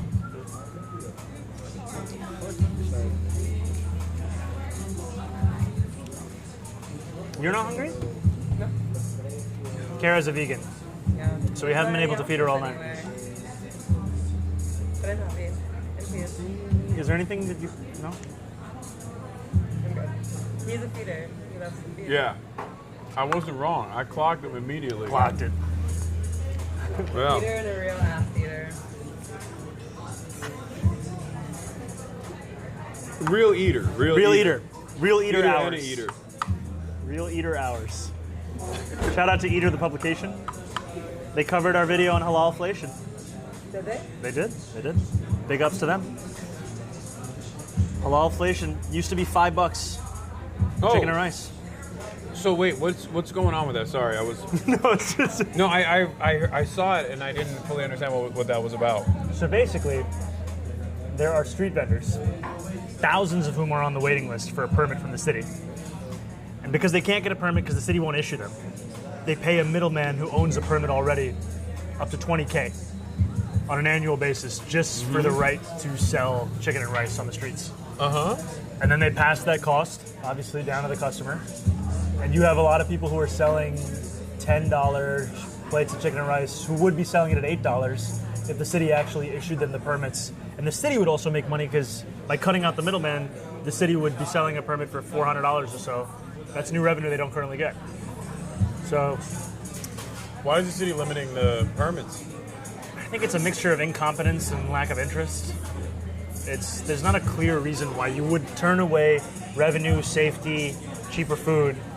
Yeah. And the street the vendor. permitting structure also creates, you have to go and like make sure that the food is safe, right? Like this. Yeah, it's the safety aspect. Of and it. you still have some of these inspections because people are using other people's permits, but ultimately you're creating a fertile ground for middlemen who are not selling any of these things. They're just making bank every single year. And the Street Vendor Project has been doing great work on this. Expensive middleman is the name of the game, I feel like. I know. Improves the GDP. Yeah. We gotta get rid of these middlemen. Real. All right. Thus concludes. This was a tour. fantastic. This was a fantastic tour. Thank you so much, Zohran. Thank you, my man. This was a blast. You want to do a call to action? Yes. So, we do not actually want or need your money because we've finished our fundraising, but we would love to have your time. So if this is of interest to you, if you want to fight for a city that New Yorkers can actually afford, head to zohranfornyc.com/volunteer. We would love to have your help in knocking. Posting it in the chat. Oh, you're awesome. Yeah. Knocking 1 million doors across the city by Election Day on June 24th and becoming the single largest volunteer operation in municipal history across this country. It'd be an honor to build it together with you. Thank you guys for tuning in. Thank you, Zohran, once again. Thank you, my man. And thank you to all of you guys. You were fantastic. Whole You were crew. fantastic guests. You're fantastic hosts. Young Biryani. Yeah. Alex, you were all right. March, once again, thank you. And to everybody watching at home, thank you for watching. That concludes the DC New York wing. I'm gonna cut it. Yeah, I'm gonna cut it after this. Yeah. No, we're gonna keep streaming. Could I give one quick shout out? Yeah, of course. To Andrew, who's over there, comms director for the campaign. Donald, who's been shooting so many of the incredible videos. Kara, who's been taking photographs of me for years that have been the basis of so much of the imagery we've used in this campaign. Because ultimately, if there's anything that you appreciate about what we're doing, remember it's a collective effort. These are some of the members of the collective, and we have one more shout out. Ashley. Shouts out to giving it to you to Alex and Ashley as well for tagging along. 57 months. Stop it. 57 month subscriber Ashley. Her contributions alongside yours to my stream is what keeps this engine running. All right, everybody. Love you all. I'll be back in LA tomorrow, live to cover the stock market collapse. The global market's already opening and it's not looking too hot right now. But I'll see you.